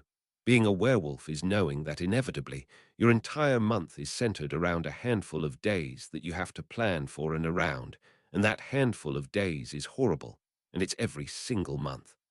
Like how Mum says her time of the month is, a boy in the middle row said. Harry had to take point after that, considering Sirius was howling, and Remus had to take a good 10 minutes, sitting in the teacher's chair with his red face buried in his hands. Odd and potentially embarrassing questions aside, Harry actually enjoyed helping Sirius and Remus with the classes. He was fairly certain that yes, between this and the hag meetings, he liked teaching, and also enjoyed the fact that he could spend time with Sirius and Remus and chat about random things, some more random than others. So Harry, any considerations on dating? I don't know, Harry said, reading his copy of Advanced Potion Making while hanging upside down on a chair. I'm not so sure about dating just yet, and if I do, I kind of want to date someone who doesn't see me as the boy who lived or the chosen one or whatever. Alas, Remus, Sirius said, sinking into the other chair with a hand on his heart. We've come too late. Harry, your teen years are when you make all the messy dating mistakes that you look back on and kind of cringe at, Remus added, and make pacts with your friends to never speak of those incidences again. Remus. I don't know, Harry said, putting his book on his chest to look at Sirius. You'd know, right, if you met, you know the one. No, both adults said in stereo. No such thing as love at first sight, Remus said, unless there's a love potion involved.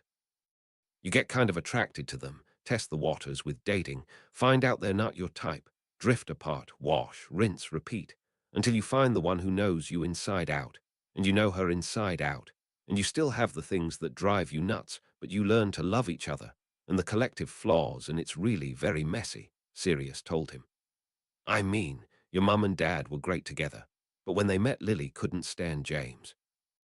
Course, James fell head over heels for her, and we, as good friends, teased him mercilessly for this. Mum couldn't stand Dad, Harry asked, righting himself on the chair, this he hadn't heard before. Yeah, looking back on it, it might have been because we were all prats growing up. Speak for yourself, Remus sniffed. Remus hid his pratness better. She thought we went too far with our pranks, didn't like it when we pranked Snape. He and her were friends and neighbors growing up. She also didn't like your nickname for him, Remus added, glancing at Snips, hanging from the chandelier and growling at Sirius. Yeah, Sirius said. I mean, looking back on it, and with him dead it kind of puts the whole thing into perspective, so yeah, we were prats.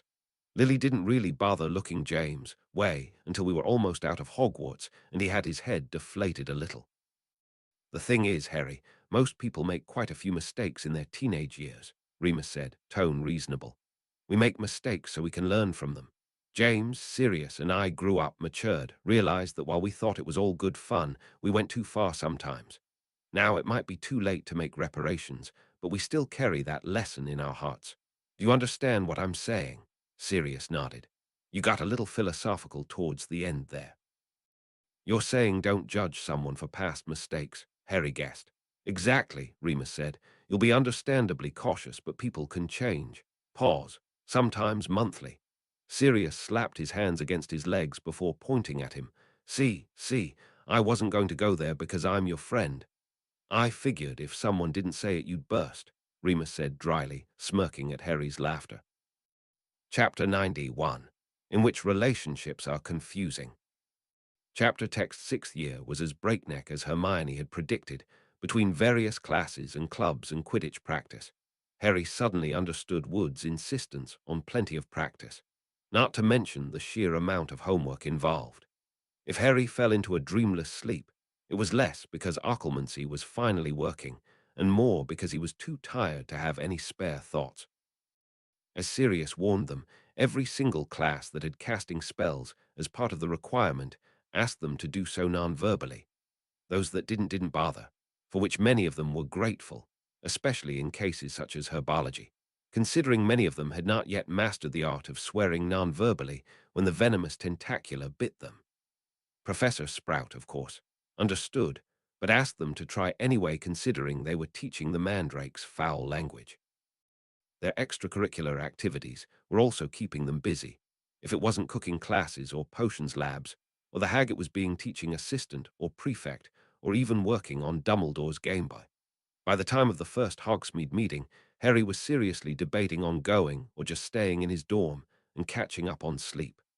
I say we go, Ron said. If we stay, then Hermione'll come up here and drag us to the library, and I've had just about as much of that place as I can stand. Harry agreed, mostly because he had moved on to adding names to the spines of the books of his occlumency library, and he was starting to get a little concerned about the level of detail he was able to recall. And as Ron pointed out, they needed some time to distress. All schoolwork and no play means will crack come midterms, Ron predicted, as they went down to the common room, all bundled up at Snip's insistence. Either his statement or his appearance prompted a fit of giggles from Lavender Brown. See, I'm right. Think Hermione's up yet. Snips chittered at Hermione's little elf owl, currently perched on the back of a chair with Crookshanks and watching the weather. Apparently the both of them indicated that she had gone down to breakfast, because that's where Snips led them. Are we sure we want to go to Hogsmeade today? Hermione asked when they sat down, eyeing the ceiling with concern. We could study next to the fire and toast food. No. No more studying. I need a break. We're going to Hogsmeade no matter the weather, Ron insisted. About 2 minutes into the trip, Harry changed his vote to Hermione's idea. Snips bundled up in his scarf and buried close to his collarbone, and likely seconding this decision. But as Ron pointed out, they were committed. There were a few auras to be seen patrolling Hogsmeade and looking like they regretted this assignment, but for the most part anyone out and about was darting between buildings and hiding from the cold.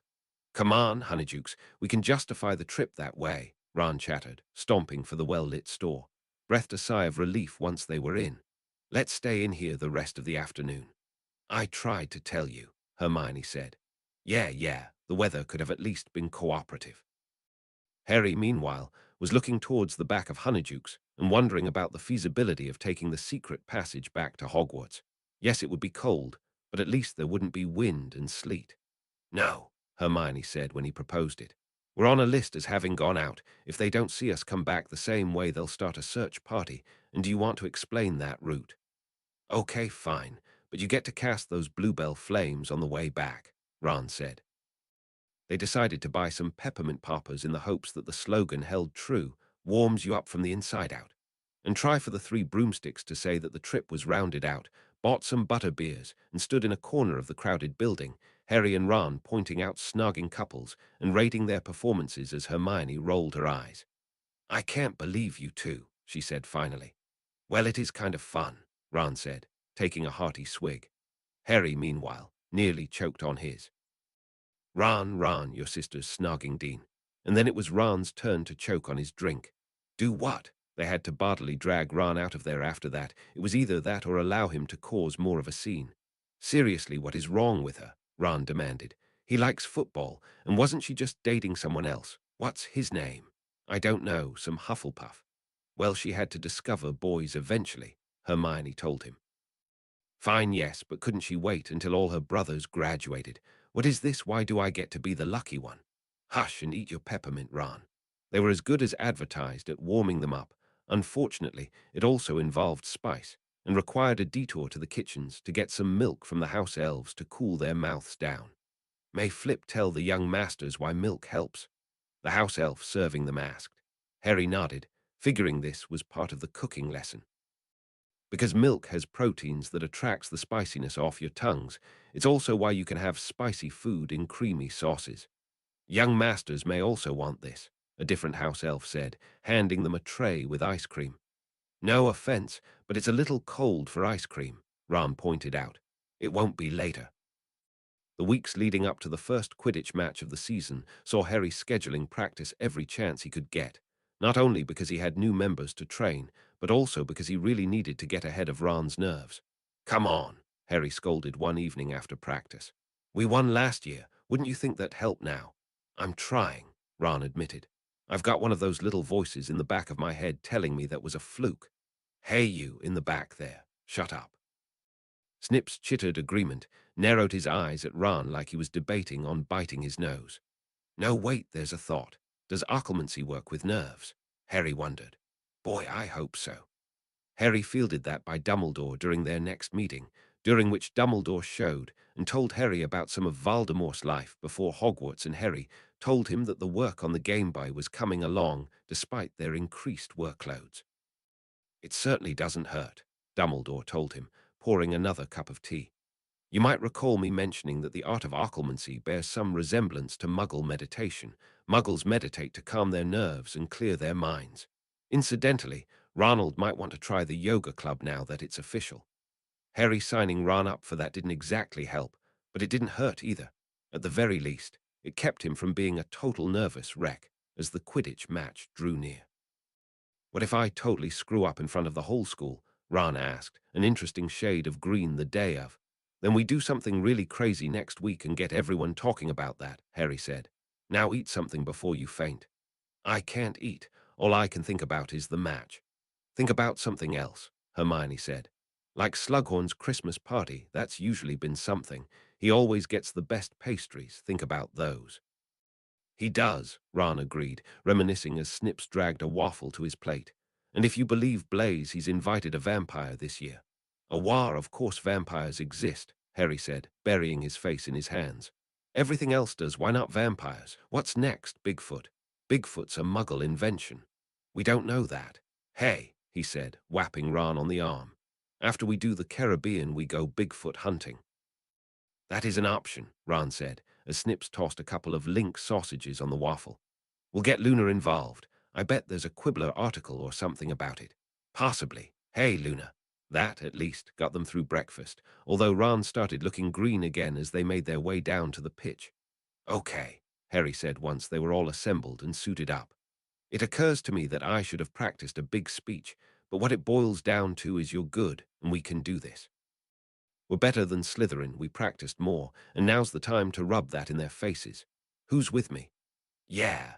Jimmy Peaks and Richie Coote, the two new beaters, cheered, brandishing their bats as they did so, followed Katie Bell, Demelza Robbins, and Ginny out onto the field, Harry hanging back to address Ron. Do I have to cast Muffliato? He asked. Just remember, if we lose, I'm flying into the Whomping Willow. Don't stop me, Ron ordered. I'm going to stop you, primarily because I am not going through Keeper trials again, Harry said, cuffing him upside the head. Just get out there and keep telling yourself this. I am better than Cormac McLagan. I was the best keeper in the tryouts. I can do this. Right, I can do this, I can do this, I can trick myself, Ron muttered as they marched out after the others, turned a different shade of green as the crowd roared, Slytherins cheering louder as Buckbeak cantered along one side of the field wearing Slytherin green, Snuffles bounding along the other side in Gryffindor red, and ignoring Remus hollering at him, "You're a teacher. You're supposed to be impartial." Or is Weasley rooting for our team now? Malfoy asked. He's certainly the right color for it. "On start," Harry told him, pointing before shaking hands with the Slytherin captain. Everyone on their brooms, shooting up at the starting whistle. It really is a lovely day for Quidditch. Some muggles in the Pacific attribute such good weather to pufferfish. Incidentally, Harry's head snapped around so fast that he about gave himself whiplash, saw precisely who he thought he was hearing at Lee Jordan's old post. Luna Lovegood, with a Professor McGonagall who looked like she was dearly regretting this decision. Couldn't help but listen dumbfounded for several minutes as she talked, looked around to see that that was the general assessment. Harry flew up next to Malfoy, who was hunched over his broomstick and looking like he was trying very hard not to keel clean off of it from laughing. "Hey," Harry barked at him. "I vote Luna do all the commentary from now on." Malfoy was breathless and unable to answer, but he did manage enough of a nod to show he agreed. And even better, this was helping Ron's performance, him playing better with the general attention focused on Luna, him being able to laugh at her comments meaning he wasn't as focused on himself. And with that worry off his shoulders, Harry was able to catch the snitch with no problems. Which was good, because apparently that was going to be the last time in a long while Ron and Hermione were going to be civil to each other. Granted, to Harry none of this made sense. Ron dating Lavender Brown, and indeed her interest in Ron, seemed to come out of nowhere. Nor did this seem to make sense to Ron, considering how cool in attitude Hermione became. "I mean, it's not like you didn't snog Crumb," he told her over one mealtime. "Excuse me," she asked, raising an eyebrow. "Do not tell me you didn't snog Victor Crumb," Ron repeated, pointing at her. "Firstly, that was 2 years ago. So see. It happened. Secondly, do not propose to tell me that you, in the same sort of position, wouldn't have done the same thing. I wouldn't have snogged Crumb. Would you snog Gwenog Jones of the Holyhead Harpies?" Ron paused. "Well, if the opportunity presented itself, then I don't see the problem. The problem is you acting like I can't snog Lavender. I don't care who you snog, Ron." "All right, that's it," Harry muttered, grabbing his goblet and plate and getting up. Most of the great hall watched as he stalked the length of it, having been following the various spats with interest, finally reached his destination. This seat taken. Most of the Slytherins within earshot blinked owlishly at him, Malfoy surfacing from the book he had propped up against a pitcher to read while he ate to take note of who spoke. "This is the Slytherin table," one younger student pointed out. "So it is," Ross said. "But Harry somewhat counts. What drives you over here?" "Ron and Hermione are having a row again," Harry explained. "Sit," Blaise said, scooting over. "There wasn't anywhere else at the Gryffindor table. I wanted to make a point." "Point made," Malfoy said. "Gravy." Conversation turned to other assorted topics for a few minutes after that, the nearby younger students staring at Harry for a long while before deciding that he wasn't going to do anything more interesting than eat lunch, instead turning their attention to Snips and trying to offer him bits off their plates. "So," Malfoy said, apparently finally joining them from his book, "this isn't going to be like third year again, is it?" "It's worse," Harry said. "At least there was a reason then." "Ah, it's worse," Ross said. "Need me to get you a tie in Slytherin colours then?" "Sure, I'll be my own long-lost twin, take up the mantle the Weasley quintuplets threw." "One of you is enough," Malfoy said. "Is this about that thing with Lavender?" Blaise asked. "Why would Lavender be involved?" Harry asked. "Because she's been making eyes at Ron and Hermione's noticed. She's testing to see if Ron feels anything towards her, although I think him getting snippy with you should be a dead giveaway." "I got none of this. How did you notice?" "My mother, you can always tell when a new relationship is on the rise," Blaise said, swirling his pumpkin juice slightly. "It's like watching a telenovela." Ah, Harry digested this a moment. Ron and Lavender snogged after the Quidditch match and Hermione's apparently taken offense to that. I was right," Blaise said, thumping the table, waved a hand at Theodore Nott. "Pay up, you owe me." "Can I talk you into an eye?" Nott asked him. "You weren't seriously betting on them," Harry said. "You took up the Weasley mantle, I took up Fergus," Blaise said. "You have until the weekend, Nott, then you better start keeping a bezoar handy." "Like you get any money from me being dead," Nott said, unimpressed. Chapter 92, in which Harry gets a twin. Chapter text. The issue with Ron, Lavender, and Hermione continued to be a persisting matter, however, to the point that, yes, Harry took up Ross's offer of a Slytherin tie. "Ho, Harry," Sirius said when he spotted it. "What is this?" "I'm not Harry, I'm Save," Harry told him, getting his things sorted for the class he was helping with. "Good grief, Uncle Padfoot, I thought you knew better than to get me messed up with my twin." Sirius squinted at him. "Is this like what Fred and George did?" When Harry nodded, "Okay, fine, I can sign off on this. How far are you taking it?" "Currently I have a bunk in the Slytherin dorms," Harry said. "I'm reasonably certain that so long as Slughorn doesn't see me, I'm good, although come to think of it, he probably wouldn't have any objections." "Possibly not. Also see if you have any relatives in Ravenclaw or Hufflepuff, especially Hufflepuff. Their dorms cozy." "You sound like you're speaking from experience." "Those dorms weren't going to map themselves," Sirius said. "Anyway, last I recall you tapped the barrels at the end of that hall in a certain sequence to get in. I don't remember the exact sequence and they might have changed it, so you might want to camp out with the cloak for a while and see. Otherwise, you get sprayed with mulled wine." "I could probably also ask Ernie Macmillan nicely," Harry offered. "That's also a possibility." "What are you telling him to do now?" Remus asked, coming in. "I'm just telling Save here why trying to brute force his way into the Hufflepuff common room isn't the best of ideas." "What?" Remus said flatly, stared as Harry and Sirius filled him in. "And this was your best plan?" "I was getting real tired of not talking," Harry told him, "and I don't want to be acting as go-between for those two." "All right, fair," Remus sighed. "You are going to change before the teachers' meeting, correct?" "The what?"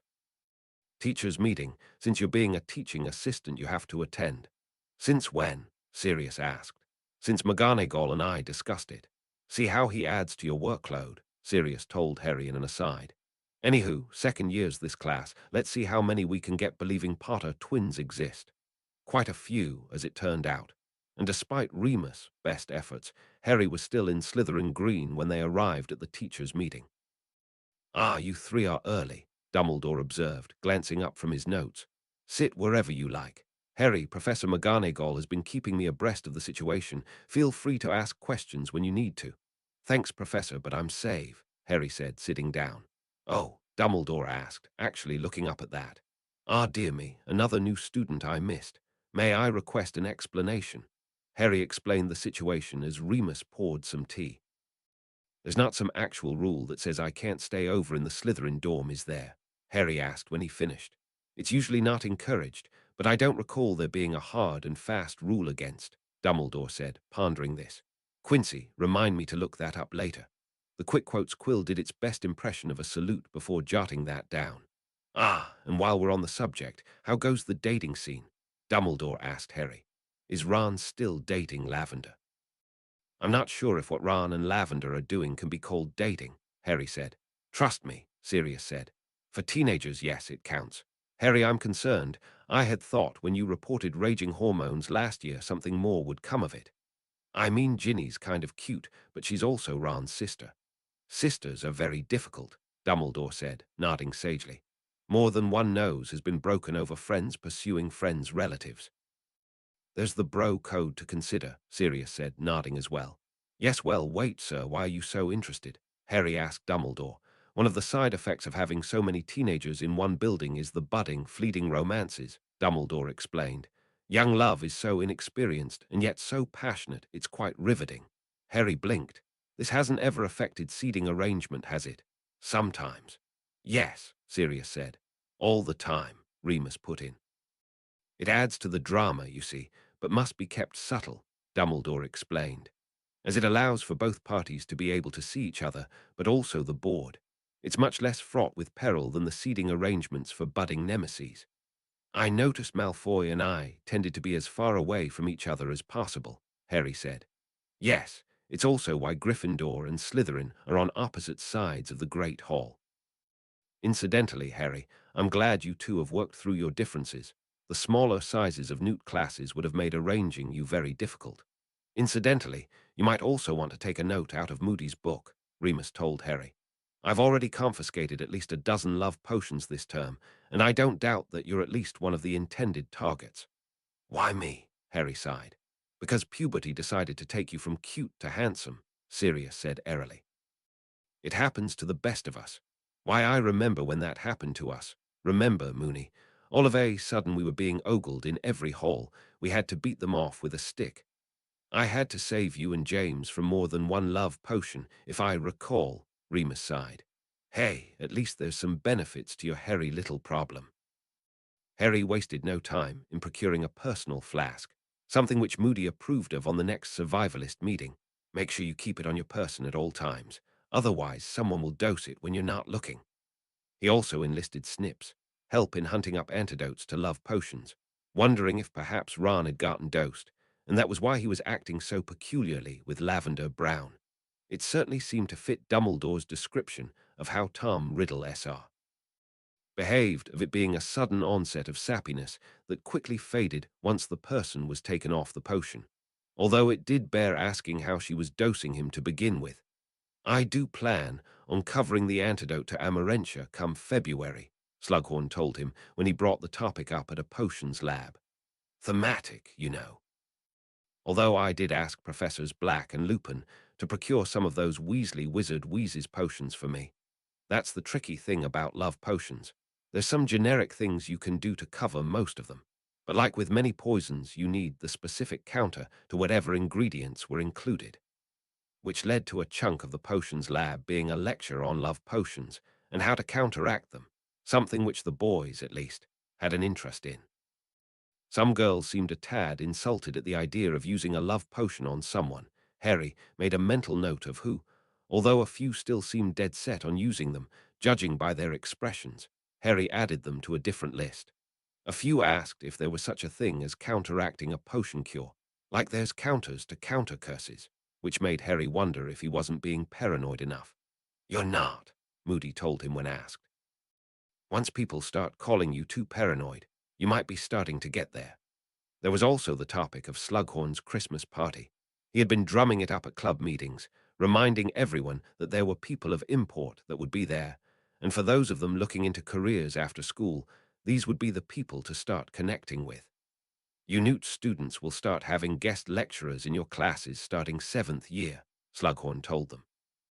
Think of it as, yes, there's a few Quidditch players here. Think of them like you would talent scouts. Knowing someone to open the door is just as important as the knowledge required to get you there. So Harry also had networking to worry about, which meant that Hermione telling him he needed to invite someone to Slughorn's party wasn't an extra worry he needed on top of everything else. Why? Harry demanded. I overheard some girls in the bathroom discussing how best to dose you so they could get you to take them to Slughorn's Christmas party. They couldn't ask me like normal people. It's the Yule Ball all over again. Well, if you take someone, they might give up. This is so stupid, Harry muttered, clapping a hand to his forehead and having to take his glasses off so he could properly drag it down his face. Hermione, will you go to the party with me and save me from these people? No, she told him. Besides, I'm already going with someone else. Who? Harry asked, putting his glasses back on. It wasn't lost on him that she checked to see if Ron was in earshot first. Cormac McLaggen. You do who? Padma, who like Harry had been suffering through this snogfist a friend was going through, looked sharply at Hermione as the comment properly registered on Ron and Lavender. Seriously, McLaggen? Yes, you know, the one who almost, and Hermione put a sickening amount of emphasis on the word. Became Gryffindor keeper. Wow, Hermione, you must like Quidditch players. First Crumb, then McLaggen. I like good Quidditch players, Hermione clarified, taking her books and flouncing off. Harry looked at Snips as Ron gawped after Hermione and Lavender, and Padma excitedly discussed this. I came back to the Gryffindor table too early, didn't I? Snips didn't even hesitate before nodding vigorously. Okay, so Luna is going with Neville. Hermione's going with McLaggen for petty revenge purposes. Ginny is going with Dean, Harry listed, having jotted down all the girls he knew and was comfortable with before checking off who wasn't available. Katie Bell might be a good idea. There might be Quidditch scouts, so it wouldn't be a total waste of her time. Looked at Snips, who gave him an ironic look in return. Well, do you have any suggestions?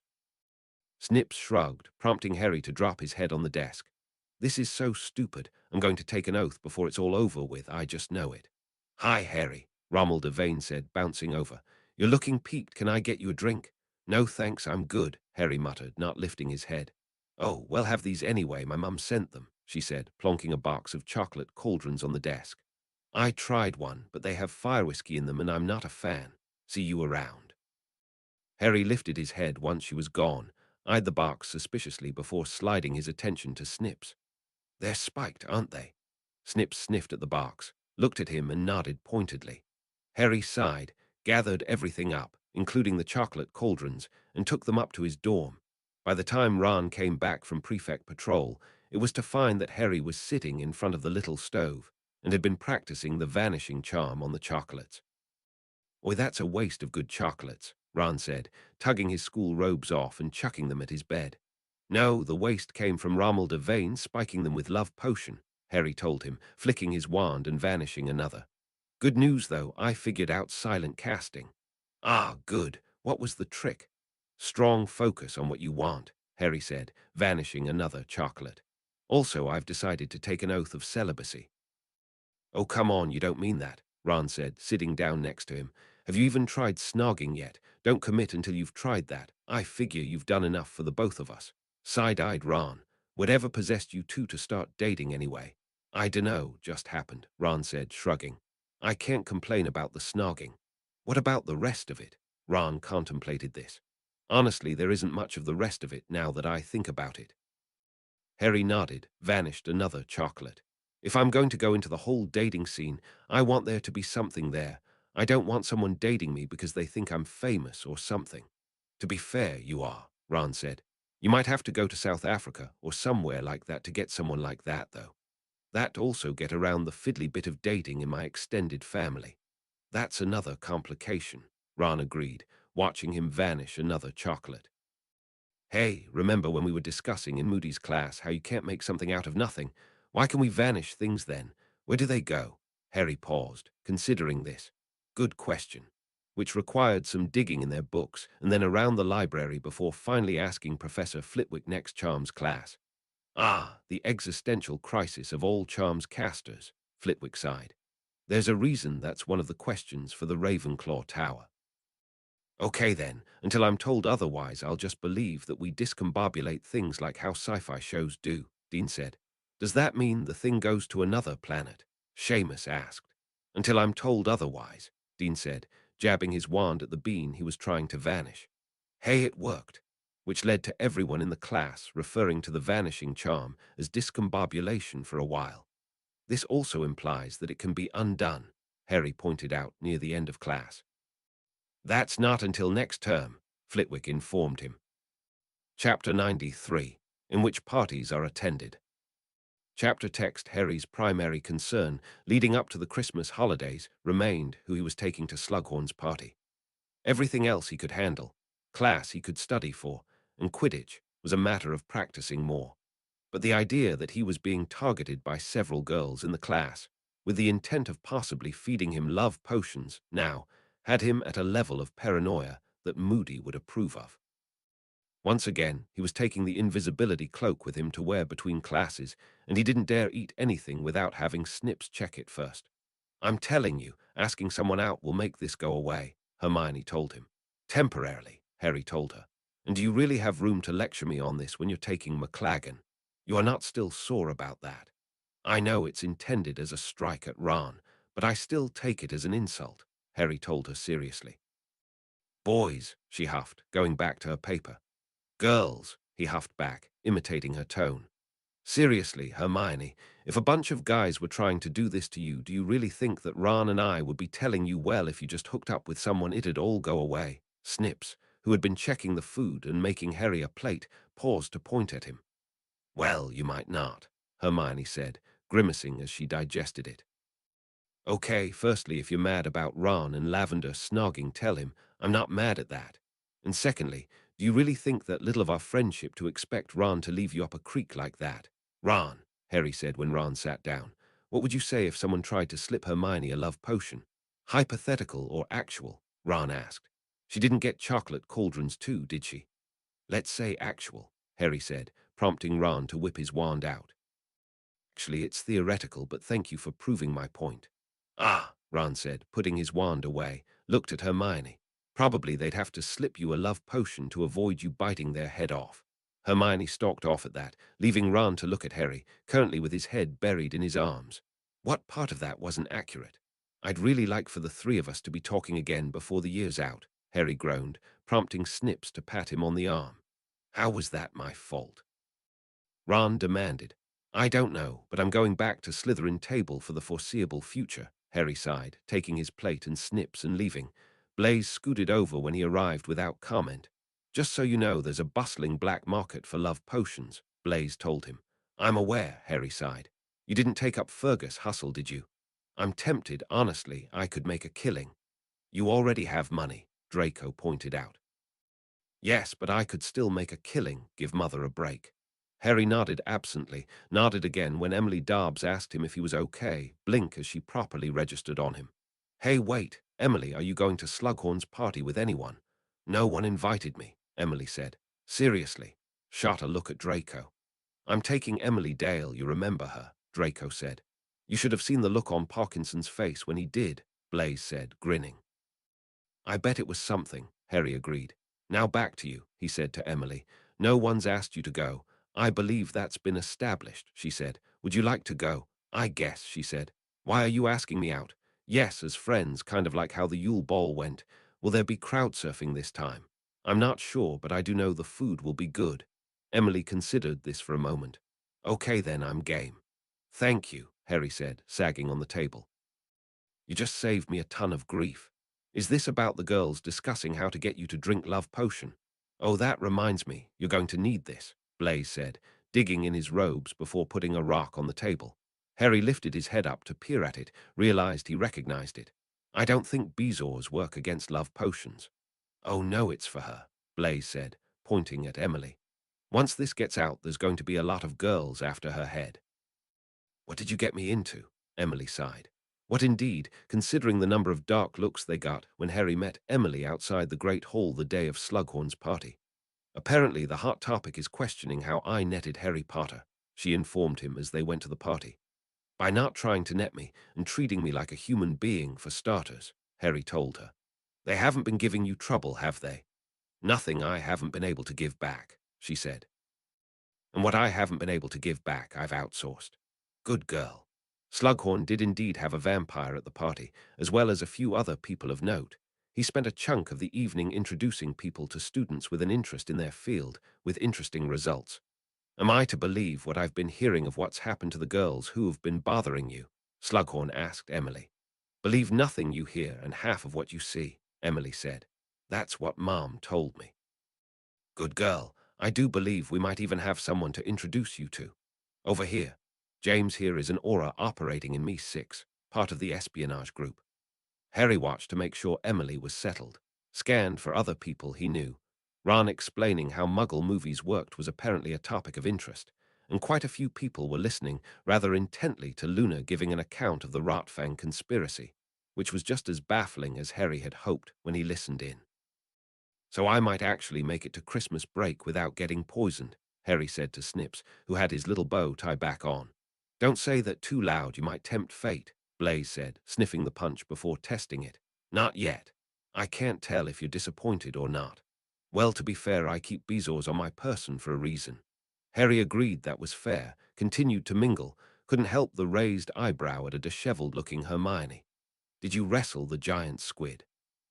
"Close, McLaggen," she said, waving in the direction of the mistletoe. "I swear the giant squid would be less clingy." Harry nodded, debating on whether he ought to say what was on his mind, finally decided for it. "So it's safe to say you're paying for that bit of pique."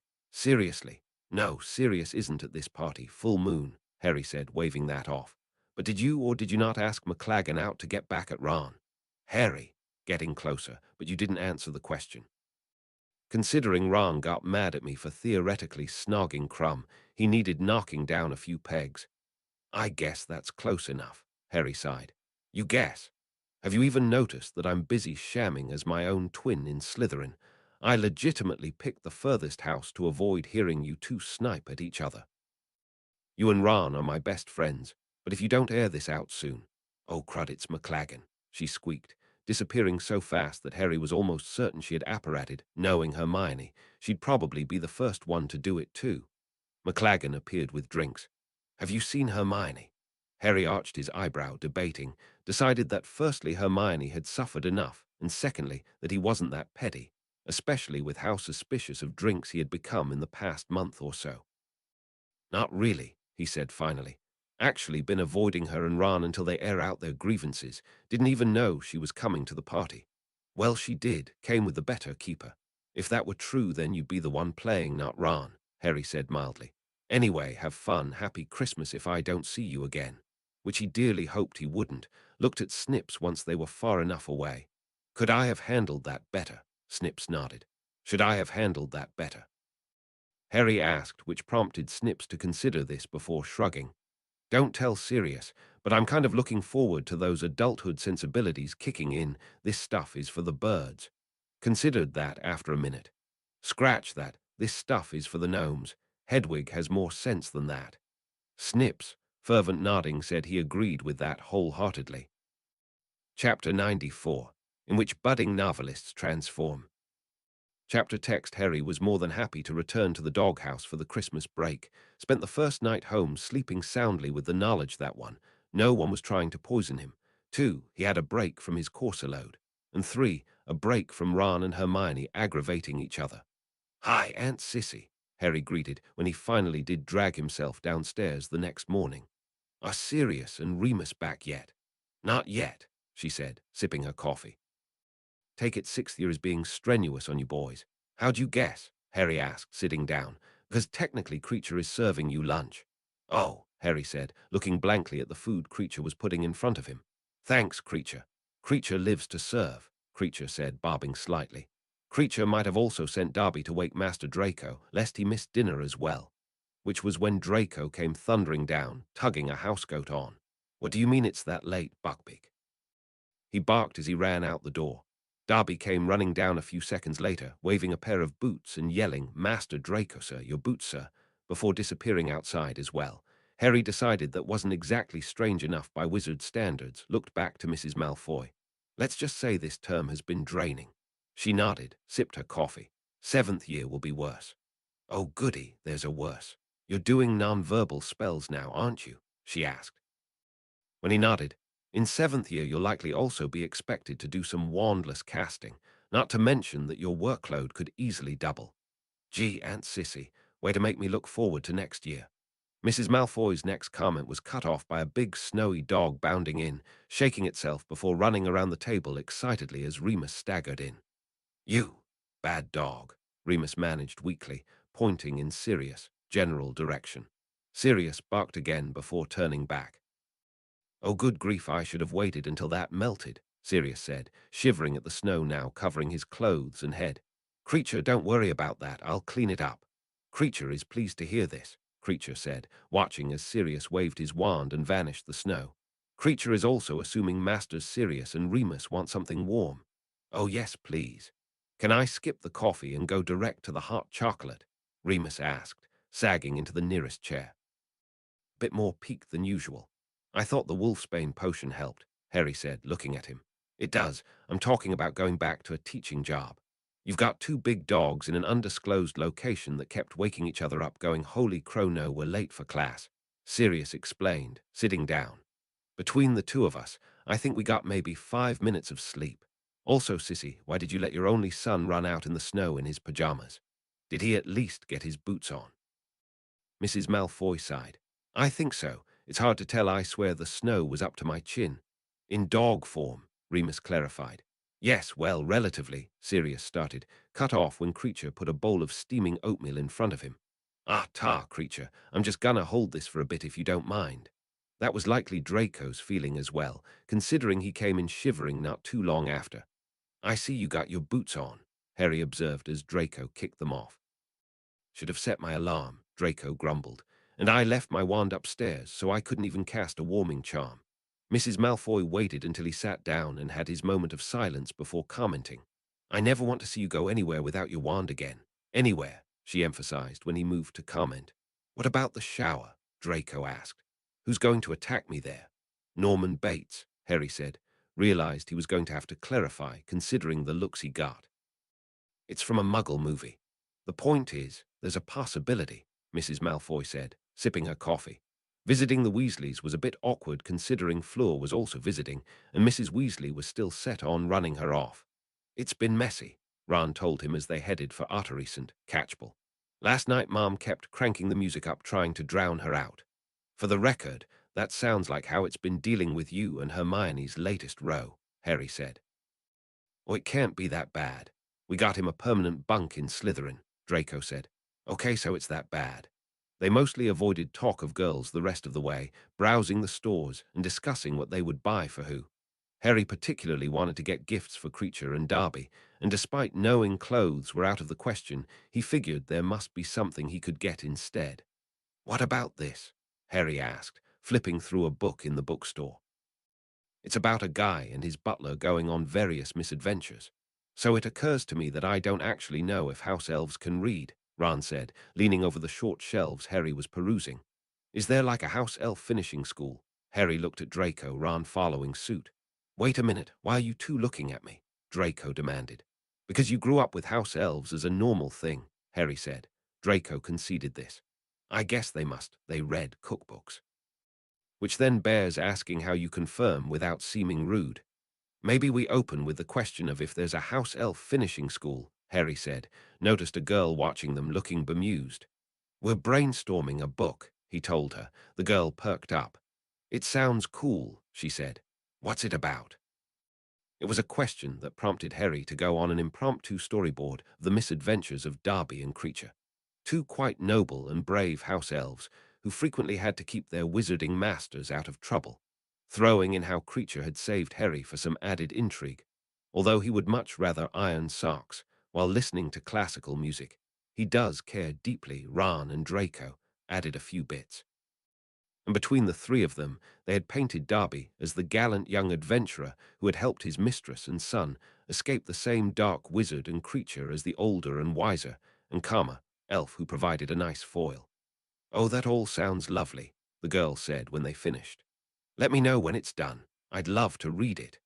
You know, technically we just violated the statute of secrecy with all that, Ron observed as they headed back home that evening. Does it even count if she thinks it's all fiction? Draco asked. Remind me to write down my memoirs and sell it to the Muggles, Harry said.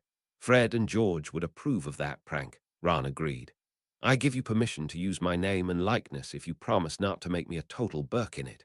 I might charge you royalty fees, Draco admitted. Seriously, I'm sure he'll be able to afford it from the sales. Dinner involved telling everyone about their escapade, Darby hiding his face behind his hands and ears and alternating between squirming in glee and bawling about how highly they thought of him. Creature was more demure, saying simply Creature lives to serve, which led Harry to believe that they had gotten the two's characteristics correct, at least. The question of whether or not that had actually violated the statute of secrecy had both Sirius and Remus pondering this before agreeing with Mrs. Malfoy's assessment, that if they had then they likely would have gotten a letter to the effect by now. Honestly, Harry had thought that would be the end of it right up until Draco came into his room and plopped a ton of parchment on his bed before sitting down. "Do you have another one of those quills that don't run out of ink?" Draco asked. "You mean a ballpoint pen?" "Yeah," Harry said, putting a bookmark in his pirate book as he considered the paper. "What is this? The idea won't leave me alone. We're writing it down." "You know what? Fine." Harry was game, and as he pointed out to Draco, so long as they billed it as fiction, they technically weren't breaking any statutes of secrecy. Ron was quickly roped into it the next morning, took them to his dad's shed, and rooted around before procuring a typewriter. "This is important in book writing, correct?" Ron asked, lugging the device out. "We just get it working, and once we get the fiddly brainstorming bit out, we can just type it all out." "I suppose it's better than deciphering your handwriting," Draco said, which then led to the issue of figuring out how to work a typewriter. Harry knew enough to get the paper rolled into the back, and that hitting the keys made it go. Ron tapped a key a couple of times experimentally, ended up having to really pound it to get the key to actually hit the paper. All three of them frowned when nothing happened. "We're missing something," Ron said, hitting a different key a few times. "It is moving," Harry pointed out. "So what? It's in invisible ink?" Draco asked. "Wait a minute, do we need ink?" Inquiring at the local antique shop said that the answer was yes. Technically, brought the typewriter down after lunch so the old proprietor could show them how to put typewriter tape into the machine, showed them how yes. That was what the old thing needed, cleaned it up for them with a can of compressed air, and then waved off any attempts to pay him.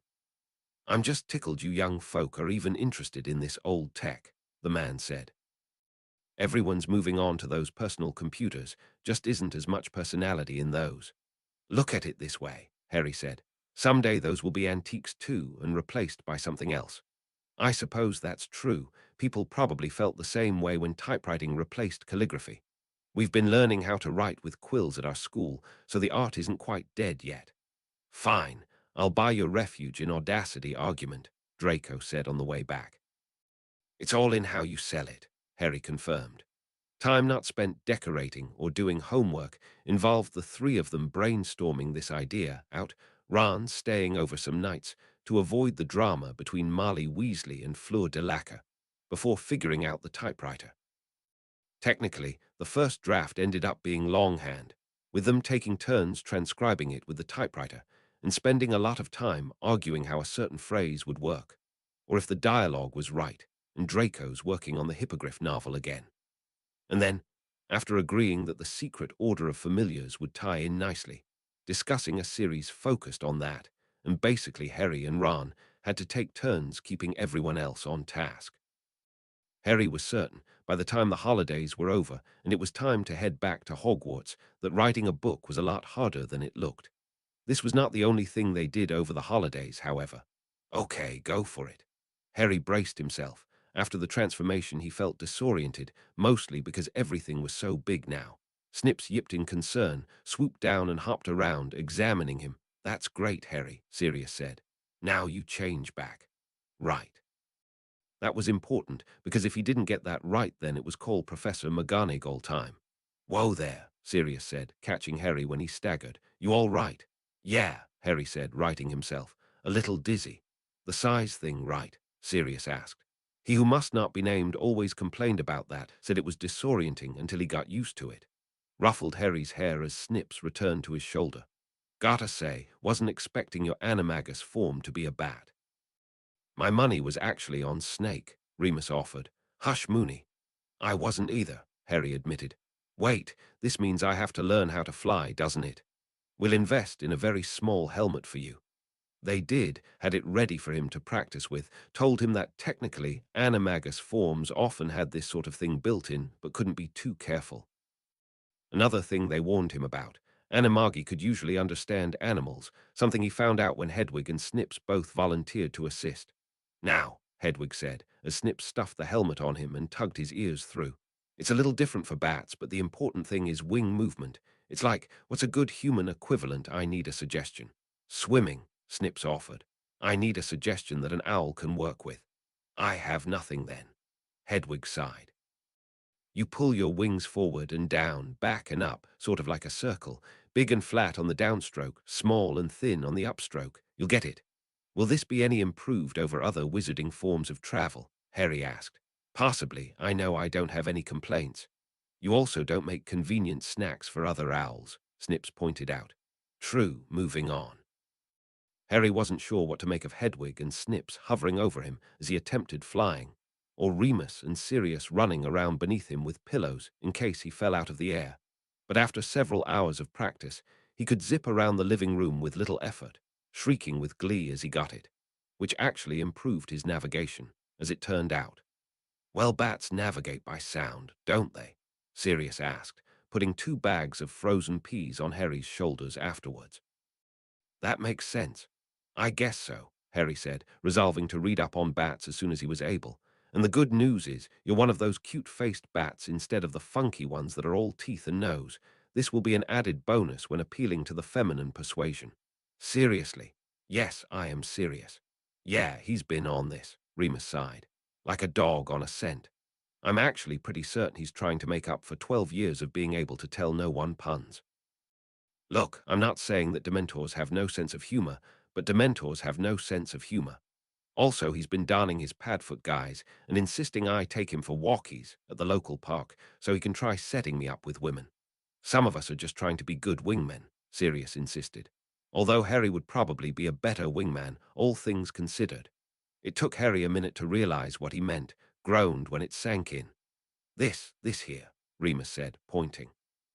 I have spent the majority of my life dealing with this. These are good puns, Moony.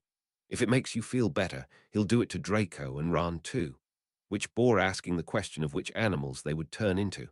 Harry had personally agreed with Ron on Malfoy being a ferret, was both surprised, and not when a pale peacock strutted into the room before spreading its fan of tail feathers. I'll be honest, an ostentatious bird fits the family, Sirius said. Can you turn back, or do we have to call McGonagall? Draco was standing where the peacock was a minute later. Excuse you, but I am a handsome bird, Draco said primly. Well, I hope you weren't planning on blending in anywhere anytime soon. Padfoot, Moony said, patting him on the shoulder. He turns into a peacock. You'll appreciate it when you figure it out. Harry had no idea what he meant by that, and neither did Sirius at the time. Apparently he figured it out sometime in the night, judging by his roaring laughter. Do you understand it? Harry asked Snips. The little familiar looked at him, considering. Shook his head finally, which made Harry think that maybe he did understand it and just didn't want to share. Ron's animagus form became clear the next morning when Sirius, in dog form, went to the door, sniffed at it, and barked. Sirius, Sirius, you have hands, Remus said, getting the door for him. You can open the door yourself. Ah, he noised at a terrier dashing in, barking and bouncing around with Sirius. I'm not walking the both of you. Sirius seemed unconcerned with this statement as he turned back, Ron changing from the terrier back to a human shortly afterwards. It's official, yours is my favorite. Excellent, Ron said, pumping a fist. Looked at Harry and Draco, pointed at Draco. Ferret. Peacock, Harry told him.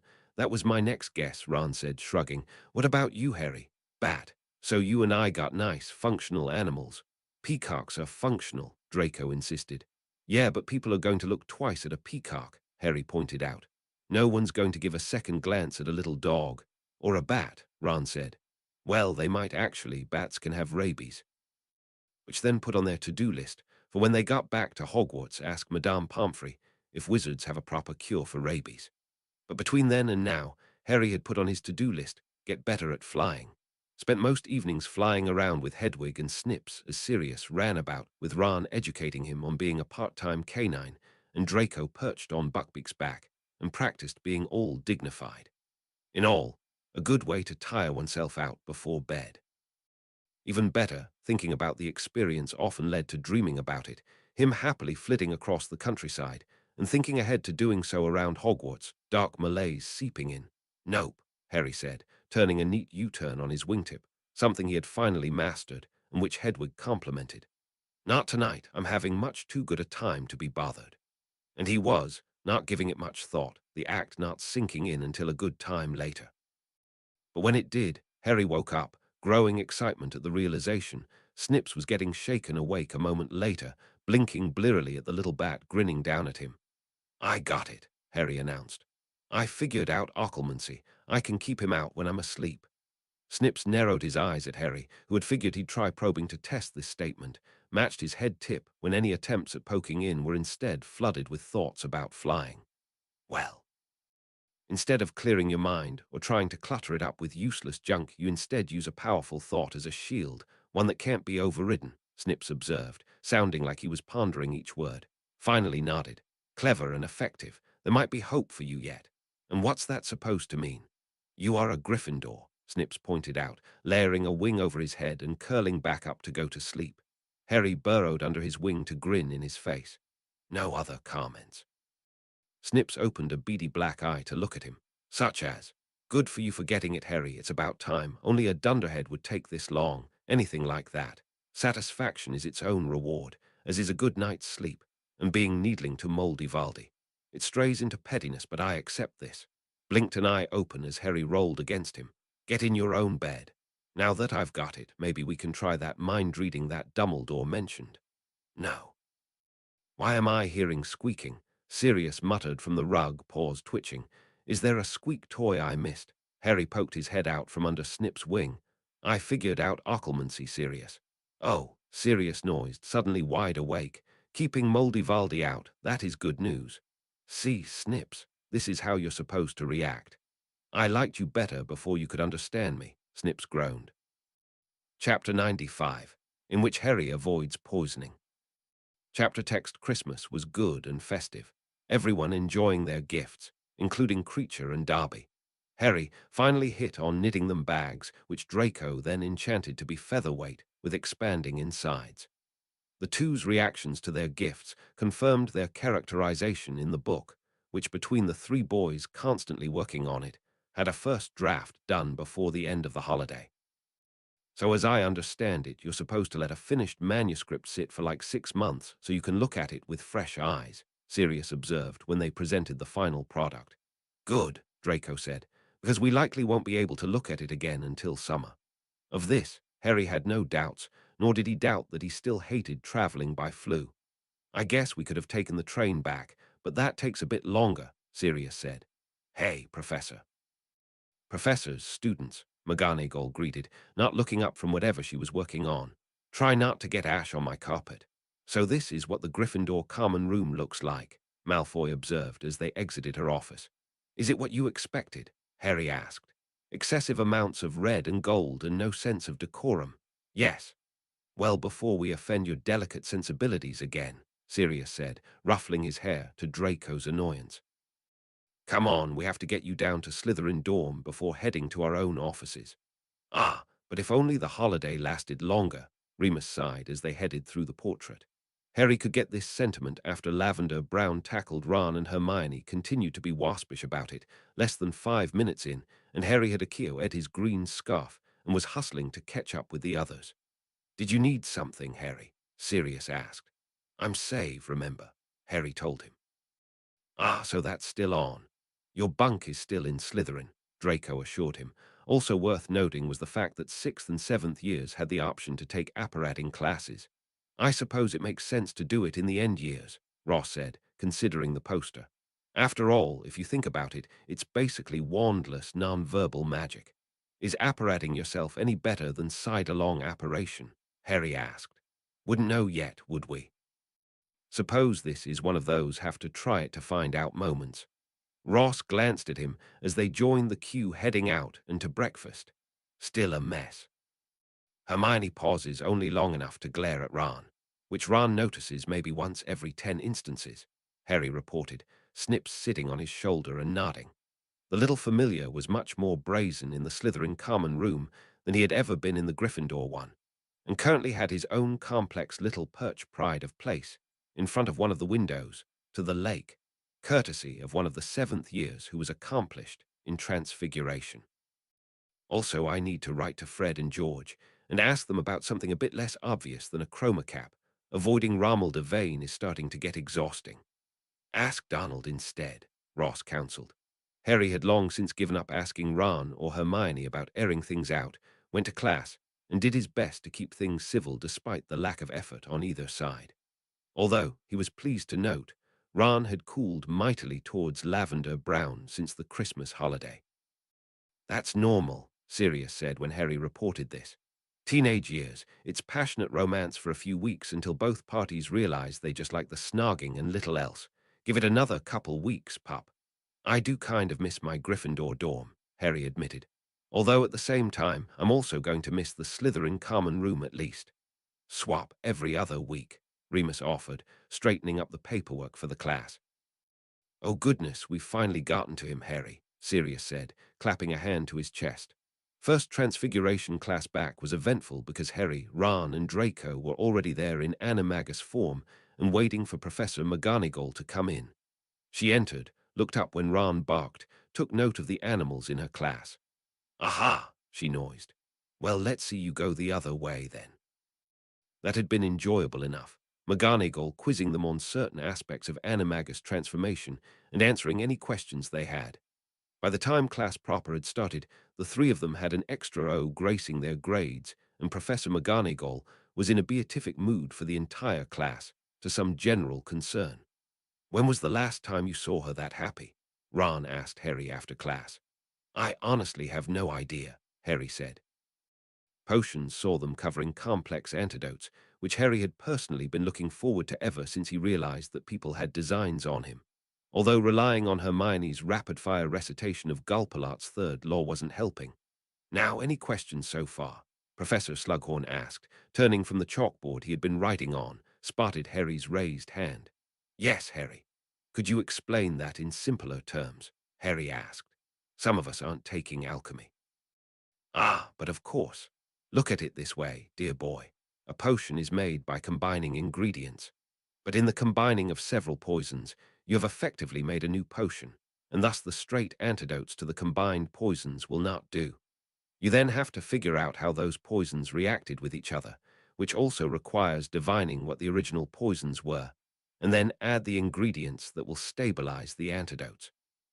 Incidentally, this is also why it's recommended to not take or give multiple potions at once unless you've had proper Mediwitch training, which requires you being quite accomplished at this particular bit of potioneering.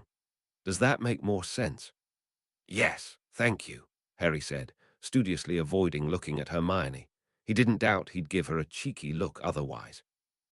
Excellent, my dear boy, excellent. Now, I need all of you to come up here, pick a vial, and in the time remaining attempt to brew a cure for the contents. Quickly now. Hermione took those last two words to heart, darting up and back so quick that Harry was almost certain she had apparated. He retrieved his own and went to sit by Draco, mostly to avoid the annoying drama between her and Ron that he had unfortunately fallen right into the middle of. And she's mad at you now, why? Draco asked, pouring his poison into the cauldron. Because I'm not agreeing with her about Ron and telling her that we can't be expected to read her mind, Harry told him. I'm learning occlumency, not legimancy. Eh, Draco noised, which concluded the conversation for the rest of class as everyone focused on what they were doing, Harry tacking on resisting glancing back at Hermione multiple times during class. Their relationship had defaulted back to the rather bitter rivalry in potions that had existed in their first year. And while Harry was hoping they'd get over it, he also wasn't going to give her the satisfaction of winning. What? Harry asked, glancing back at Blaise. Hermione was currently in the middle of a bunch of steam, and Ron was currently suffering under the tender ministrations of Snips. I know what the assignment is, but all three of these can be solved with a Bezoar, Blaise said. Same. Glance at his cauldron back at Blaise. If we can't get this working before class ends, we just grab one and go. Agreed.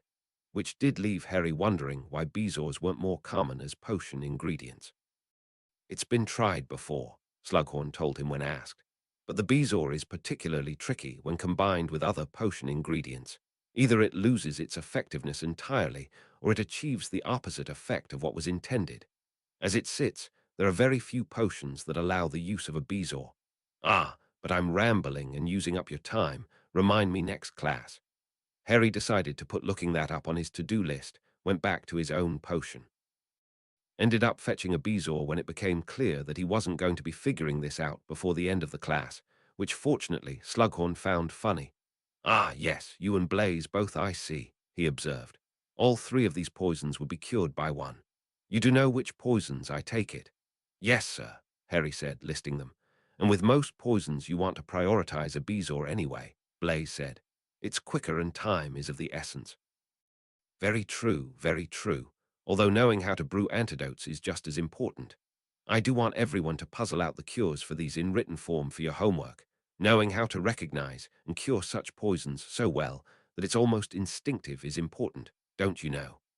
Hermione was still huffy at him afterwards, and Harry made it a point to ask Dumbledore at their next meeting about possibly learning legimancy now that he had occlumency down. "Do you really?" Dumbledore asked, perking up, beamed when he tested this. "Ah, what a marvelous means to guard your thoughts, and doubly effective against who would most likely try to breach your defenses. Such joy and happiness is foreign to Riddle. Incidentally, I do recommend referring to him by his given name from now on. Because it's easier to spell," Harry asked. "I suppose that is a good reason."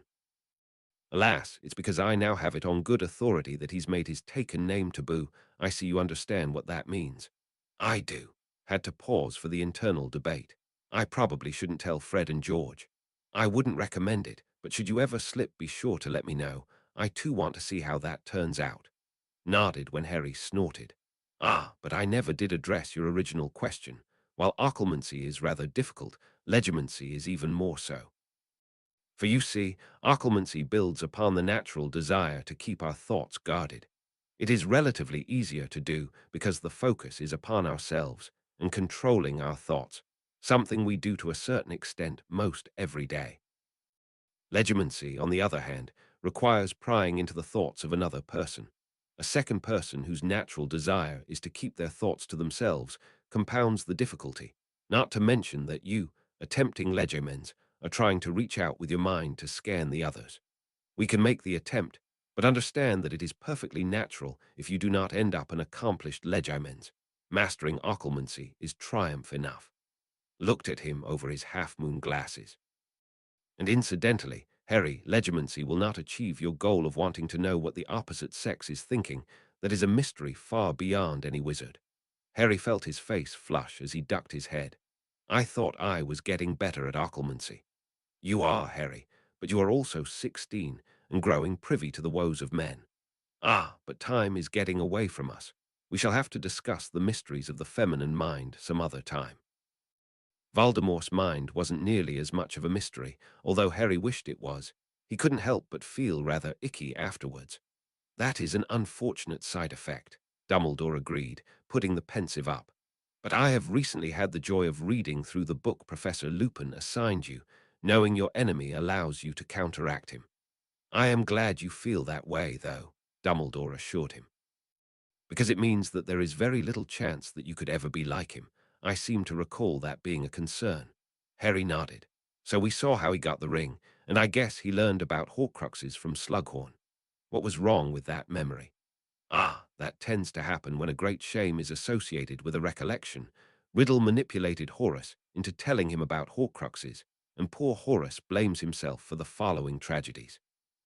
Alas, telling him that what resulted was Riddle's own choices has done little to mollify him. It took everything I had plus a few bottles of brandy to finally get him to start considering this." Smiled at Harry. "Letting him know that we are addressing this issue has helped more in the long term and is better for his liver besides." "I bet." In other news, Harry was thrilled to death about his animagus form being a bat. Not only did he not have to worry about bumping into someone in the invisibility cloak, but the rafter areas were nice and clear aside from the occasional owl, who would hoot a greeting as they passed. Snips had been insistent that Harry do all outside flying with the accompaniment of one of the school owls or Hedwig to avoid becoming a snack. It was much easier to get to places in a timely manner this way, and singing the Hawaii Five-O theme to himself, Sirius had gotten into the show, helped with the navigation, even if it did just sound like a bunch of ba-ba-ba-ba-ba-ba-s all strung together. Saying that, Arriving at the Great Hall for the first apparition class that Saturday to find all the tables gone was enough to make him stagger in flight before he cottoned on to what this meant. Any suggestions? Harry asked Snips as they circled around. It doesn't really matter, Snips told him. You're going to be told to focus intently on your destination. There will be no need to talk. Elch, Harry noised, shuddering at the memory of umbrage that brought up. Snips glanced at him. You already understand occlumency and nonverbal spells, and Ross mentioned wandless magic. This will be the intersecting point of all three of those. Clear your mind of all but your intended destination and focus your magic upon that. Wobbled his head slightly. Admittedly, the last bit would be easier if you already understood the concept of wandless magic. Harry wasn't really sure. Okay, but if this turns out to be as bad as the rest of wizarding transportation, I'm sticking with this. You need to know it in case of emergencies, Snips chided, circling up to the rafters as Harry circled down to land next to Dean, Seamus, and Neville, staggering a little as he changed back. Landings were still a work in progress. You know, you should have kept the bat thing under wraps a bit longer, Dean said when they clocked where he had come from. You could have fooled everyone into thinking you already knew how to apparate. We can't do it in Hogwarts. It wouldn't have held water, Harry said, wobbling his head. Nodded at Seamus, who nodded back. Things were still a little tense between them, but they had gotten past the worst of what had happened last year. So you three still aren't talking? Seamus asked, glancing over at Ron and Hermione, who very pointedly were not talking to each other. It's like third year all over again, Harry sighed. After that, however, was listening to the ministry apparition instructor, who told them to focus on 3 Ds: destination, determination, and deliberation. They were instructed to get at least 5 feet away from each other, focus on the hoops in front of them, and then apparate into said hoop. Harry, personally, thought there could have been a little more instruction than that, hastily tried to clear his mind of everything, but the hoop as the instructor counted down. Ernie Macmillan, pirouetting straight into his hoop, required a good 5 minutes to restore order, as did Susan Bones, splinching herself 3 tries later. No one could manage after that. Even Harry's best attempt at clearing his mind had him visualizing splinching apart in some horrible way, leaving his head or some internal organ behind, and at the end of an hour all that was achieved was a lot of young students' frustration. Worse, there really wasn't a way to practice between sessions, to Harry's annoyance. And after yet another bite aimed at Ron, Harry really wanted to show up Hermione, despite that not really helping. I'm in sad shape, Harry announced, hanging from a rafter Hedwig was perched on. You'd be in worse shape if you didn't have other friends, Hedwig told him. True, Harry sighed. Any ideas? Hedwig looked at Snips hanging next to Harry. Don't ask me, Snips ordered. I already gave my suggestion. Yes, yes, lock them in a room with a common enemy, Hedwig said, rolling her head in aggravation. Owls, as Harry had learned, were incapable of rolling their eyes proper. Talked with Pig, Athena, and Crookshanks were trying to come up with a better idea. So what you're saying is my idea is the best one. It's possibly the easiest one, she sighed. Drat you children. Now you're starting to sound like me. You are, Harry agreed. I suppose we could trick them into hexing each other in front of a teacher. Getting a dressing down might be what they need. Endeavor to find something that doesn't get you lot into more trouble, Snips sighed. Bold words, considering your plan. Unfortunately, classes endeavored to keep Harry from trying to fix the issue. Home Ec, as the cooking class had been rebranded, was particularly distracting from the fact that Crabbe and Goyle had so drastically improved and were easily the top of the class. Apparently, they had found something they liked and were properly applying themselves. Care of magical creatures had to stay strictly in the theoretical when discussing quintiles, considering it was very illegal to remove them from their island, although a few of their other classes continued to have guest lecturers in the form of magical beings. Ferenza discussing centaurs was interesting, mostly because centaurs didn't really bother themselves with the affairs of wizards. We have, however, been wrong before, Ferenza said, nodding over to where Grop was trimming the hedges. And likely will be wrong again. There are a few things I do sincerely hope to be wrong about. What those things were, he didn't say, instead covering basic centaur culture so they could conduct themselves properly should they ever meet a centaur, and therefore not insult one when they did, which struck Harry as useful. A later class had Grop as the guest speaker.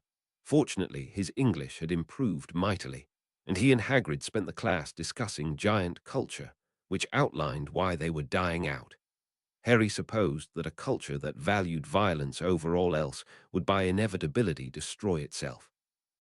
Potions continued to cover potent poisons and their antidotes, and as promised, Slughorn discussed Amarentia and its antidote come Valentine's week, which had Harry avoiding any and all missives, and give Hedwig extra bacon when she flew into the great hall with the rest of the owls and accidentally on purpose clipped a candle on her way in, forcing her to drop several letters that then proceeded to produce unusual smoke while burning and necessitated ending breakfast early. This, by necessity, required a lecture that dinner on how dosing other students was strictly forbidden and subject to severe punishment. "How does it feel to be in high demand?" Ross asked him after the lecture. "Decidedly unfun," Harry announced, casting a tamper-detecting spell on his food that Moody had taught them during the latest survivalist class. Regrettably, he had gotten good at the spell due to practice, to the point that he was able to cast it non-verbally. Moody, at least, would be happy. "That reminds me," Blaise said, digging in his pocket before putting a shaker in front of Harry. "Call it a Valentine's Day gift." "Thanks. It's powdered bezoar, a Zabini family staple." "Ah, thank you. Cast the detection spell on the shaker before using it. Moody will be proud of your paranoia. I swear I heard him getting ready to yell at me if I didn't check. Also, I want you to know that I'm very disappointed," Nart called from a little down the table. "I was expecting glitter this year." "Too obvious," Harry called back. "St. Patrick's Day will be a different story." "Fair enough." Chapter 96, in which breakups happen and a scheme backfires. Chapter text. Despite avoiding talking to Ron and Hermione until they sorted things out amongst themselves, Harry did have to talk to Ron during Quidditch practice, mostly to make sure he was performing properly. "How's the thing with Lavender going?" he risked asking one night after practice as they made their way up the lawns. "I don't think we really have a thing," Ron said hollowly. "The problem is, I can't get away from her. Every time I try, she clings tighter. It's like wrestling with the giant squid." Sounded like Hermione's complaints about McLaggen. "Hold it. I'm having a thought," Harry told Ron. "Now hear me out." The plan had the potential to be convoluted, but Ron was desperate enough to get out of his current relationship to agree to it. Hence why Harry was sliding into the seat next to McLaggen's at lunch. "I really have to congratulate you," Harry said, hoping he sounded sincere and not disgusted. He had had to practice a lot in front of the mirror, to the point that Malfoy had found him, learned what was going on, and coached him on the smarm. "Teach me your ways, please." "About Quidditch?" McLaggen asked. "About girls, I heard from the Paddle twins that you turned Lavender Brown's head." "Did I?" McLaggen asked, straightening. "Well, I suppose it makes sense, being as how I'm the better player, I'm sure. She does feel a little slighted that you went out with Hermione, though, according to Padma. Well, to be fair, Hermione asked me, and it would have been rude to say no, you know. She's still over there with Weasley, though. It's my understanding that this is a tactic girls use. She wants you jealous, apparently." So Harry was concerned about the machinations of the feminine bent if all this continued to sound about right to McLaggen. "I suppose I'll have to play her game then." "Hey," he said, tapping Harry's arm. "Thanks for letting me know." "No problem." Now here was hoping Lavender Brown would forgive him eventually. As Harry had hoped, McLaggen made some grand overtures to get Lavender's attention, with Lavender eyeing Ron to see how he reacted. Should he feel bad about this? Yes, kind of, but good grief, this had been going on for most of sixth year, and desperate times called for desperate measures. To Ron, his advice was to either keep his head down and let nature run its course, or have that honest talk with Lavender now that she had a soft spot to land. He wasn't surprised when Ron went with the former, but it did have the unpleasant side effect of having Lavender accusing him of hoping that McLaggen would sweep her off her feet so he could go back to Hermione. Which, while the first half was true, the second half baffled Harry. Did she see how those two got along? "Ciara," Snips noised at him. "I'm wondering if Hermione and Ron would have ever been friends if it wasn't for the troll," Harry told him. Snips gave this some consideration, shrugged as well. Fortunately, Padma saw fit to try to counsel Lavender, pointing out that she didn't really do all that much with Ron. It was time to trade up now that the fire had died. Unfortunately, that just made Lavender dig her heels in harder, and as she pointed out, Hermione already went with McLaggen, so I'm second fiddle. I don't think he much cared for Hermione on that date, honestly, Harry decided to put in, trying for nonchalant as he poured gravy on his potatoes. Too bossy, I think was the term he used. Excuse me. In retrospect, he should have stuck with Slytherin table until this all blew over, decided there was nothing for it as he turned to look at Hermione. His words, not mine.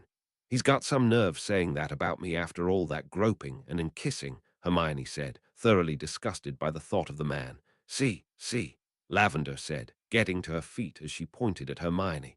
She got physical with him. He got physical with me. Hermione snapped at her. And why do you care anyway?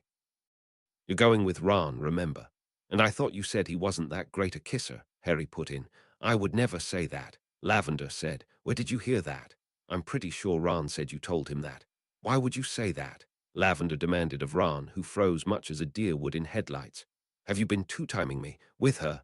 Why would I even? Hermione started. Because you can't stand that he's with me, you cow. Okay, hold it, Harry started. Felt McLaggen come up behind him asking what was going on. Is this guy bothering you? Had to duck quickly at two girls trying to hex each other. Hermione furious at the insult, and Lavender furious at the thought that somehow Ron was being stolen away. Popped back up, hollering for them to stop as Padma and McLaggen tried to help stop it before teachers got involved, only to find that apparently the general assessment was that a fight was breaking out or two, that they were overdue for another food fight. Some very small subsets either grabbing their own food and ducking under the tables to finish eating or staying in their seats and cheering on the madness. Ron, meantime, tried to get between Lavender and Hermione, bellowing for them to knock it off, prefect here. Oh, blimey, I turned into Perk. Didn't get much else out after that. Madame Pomfrey assured them that there would be no permanent damage done. The worst Harry had managed was literal egg on his face to her relief. Ron was to stay in hospital for the foreseeable future, and Harry, Hermione, and Lavender were all shooed out, so Madame Pomfrey had room to work on the rest of her patients. Besides, I'm sure you lot have detentions to serve, she said, dismissing them. This is your fault, Lavender hissed at Hermione. Excuse me, Hermione demanded. I wasn't the one who drew my wand first. Harry, meanwhile, had had enough. Both of you, shut up, he railed, causing Hermione and Lavender to immediately drop into stunned silence. You know, for claiming to care about Ron so much, it's both your faults for him ending up in the hospital wing. Shut, he said, glaring at Hermione. Acted just like you did in third year when we all thought Crookshanks was trying to kill his pet, and you, this aimed at Lavender. Tell me, and be honest, what exactly was salvageable about the relationship? Lavender noised, fidgeting. Yeah, I thought so. So thank you, the both of you. You put my best mate into hospital, and now on top of that I have to get a replacement keeper. Oh, brother, not Quidditch again, Hermione grumbled. Harry rounded on her. Yes, Quidditch again. You know why? Because it's not just me and it's not just Ron. We're talking a whole team who had weeks of hard work flushed down the drain because none of you could talk things out. We're talking a whole school who's going to be out there watching said team because, big surprise, some of us actually derive entertainment out of watching Quidditch. Not that that ever occurred to you, because your ego was more important. So thank you, Hermione, for timing this until the last minute, because now I'm stuck with Potter. McLaggen, he ground out, turning to face the other Gryffindor. I take it this isn't a social call. You need a keeper, don't you? Harry had to bite his tongue to keep from asking if he'd jump in Ron's grave that fast. Yeah, sure, fine. You too, he said, rounding back to Lavender and Hermione. I've been informed that next year we're all going to be adults. Do me a favor, act like that for a minute, and talk like real people, or so help me I'm finding out just how far my authority as teaching assistant goes. And if that doesn't work, I'm telling everyone from Dumbledore down what you two did. And with that, he turned into a bat and flew off, mostly to ensure he wasn't followed. Snips found him about an hour later, hanging from one of the buttresses and steaming. I have good news, Snips said, landing and hanging next to him. Ron will make a full recovery. Will it be before the next Quidditch match? Harry asked, still fuming. When I say I have good news, that naturally implies that there is bad news. I can't believe them, Harry railed, forcing Snips to lean away to avoid getting slapped by a wing. Why are we like this? At what point do our brains re-engage? If this is what romance does, then that's it. I'm swearing an oath. Sirius might have mixed emotions on that. Apparently he's having difficulties coming up with enough bat puns, Snips told him. Looked around, like he wasn't sure how to address the rest of Harry's comments. I want to say that this too shall pass, but human nature is messy. Yeah, but then look at Mr. and Mrs. Weasley. They've got it together. You don't know the situation beforehand. People have to mature first. Lily Evans eventually married James Potter for Pete's sake, and he was a feckless bully in school. Harry stared, baffled. What? Snips looked uncomfortable with that outburst, like he wasn't certain where it had come from. Sirius told you that their particular quartet took their pranks too far several times. Their primary target was one Severus Snape for daring to be Lily Evans' friend and a Slytherin. That's stupid. That's so stupid, why would they do that? Snips was shuffling away slightly now, like he'd rather be crawling out of his own skin than addressing this. Partially out of jealousy, because he had a position that James in particular wanted. Partially. Partially it was justified, he sighed, looking away. Slytherin House at the time was not the version you know today. It was a cesspool of bigotry and blood purity, a perfect breeding ground for Death Eaters. Unfortunately, Severus ended up losing the one thing he valued most because he was attracted to the idea of being the bully for once. Harry made a face at that. But that's stupid too. And if Dad could grow out of it, maybe Severus was like Reggie, where he changed. He did, far too late, Snips said, not looking at him. Lily Evans died thinking the worst of him. Harry watched Snips huddle up on himself, looked around, casting for something to break the silence. If grown adults couldn't fix these things, then how? I don't want to stop being friends with Ron and Hermione, he muttered. Then don't, Snips said. But understand that friendship requires effort from all parties involved. Lily Evans cut ties with Severus because she could no longer afford to tolerate what he was becoming, and Severus let the friendship end because he thought brute power was more important. Harry frowned at that, blinked as something occurred to him. Hey, he said to Snips, I notice you only ever refer to my mum as Lily Evans. Did you know her before she married Dad? Snips was still shuffling uncomfortably. Yes, I knew her. And Severus Snape too. Watched him nod. Were you his familiar? Why, I found you after that potions class. You just stayed there after he died. How old are you anyway? No idea. Look at Harry. Is my age that important? It might be, Harry said, warming to the topic and glad for the distraction. It might be a clue as to figuring out what you are, or I could just ask, come to think of it. I don't know that either. Harry gaped at him. How can you not know? Did you know you were a wizard before Hagrid told you? I know, Harry huffed. But we'll figure it out. Maybe we ask the quill that writes out the Hogwarts letters, maybe it knows. At this point it wouldn't surprise him. Snips made a dismissive noise at that, looked when Harry flopped against him. Off me. I have to get the team used to McLaggen, Harry moaned into Snip's wing. He was a total Burke during tryouts. I can't imagine him being any better now. Katie Bell will hex me for this, or she'll get Ginny to, and Ginny knows the bat bogey hex. The weights you must bear on your shoulders, Snip said dryly. Harry snorted, batted at him with a wing. Are you done now? You do have other things to do. Yeah, Harry sighed, straightening up down. Followed Snips when he let go and started winging away. I'm starting to see the appeal of Sirius' idea, though. Reject humanity and become a bat full-time. You make too tidy a snack for too many things for that to be feasible, Snips told him. Fair. What if I went with a Dracula vibe? Like not the mean Dracula, but like a cartoon one. You have better uses for your time. You don't know that. Surprisingly, I do. Chapter 97, in which discombobulation and funerals happen. Chapter text. It needed to be said that Harry was fully not on board with having to have McLaggen on his team. Yes, during practice he was fine, no complaints. It just didn't rub him right, having him there. Is it because he's replacing Ron? Harry asked Katie Bell. She shrugged. My mom always told me to trust my gut. You might want to think about it.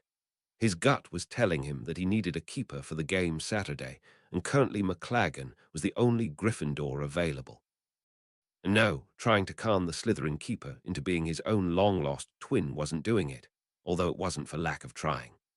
On the positive side, playing against Hufflepuff also meant playing against Zacharias Smith, whom Harry wanted to flatten on principle.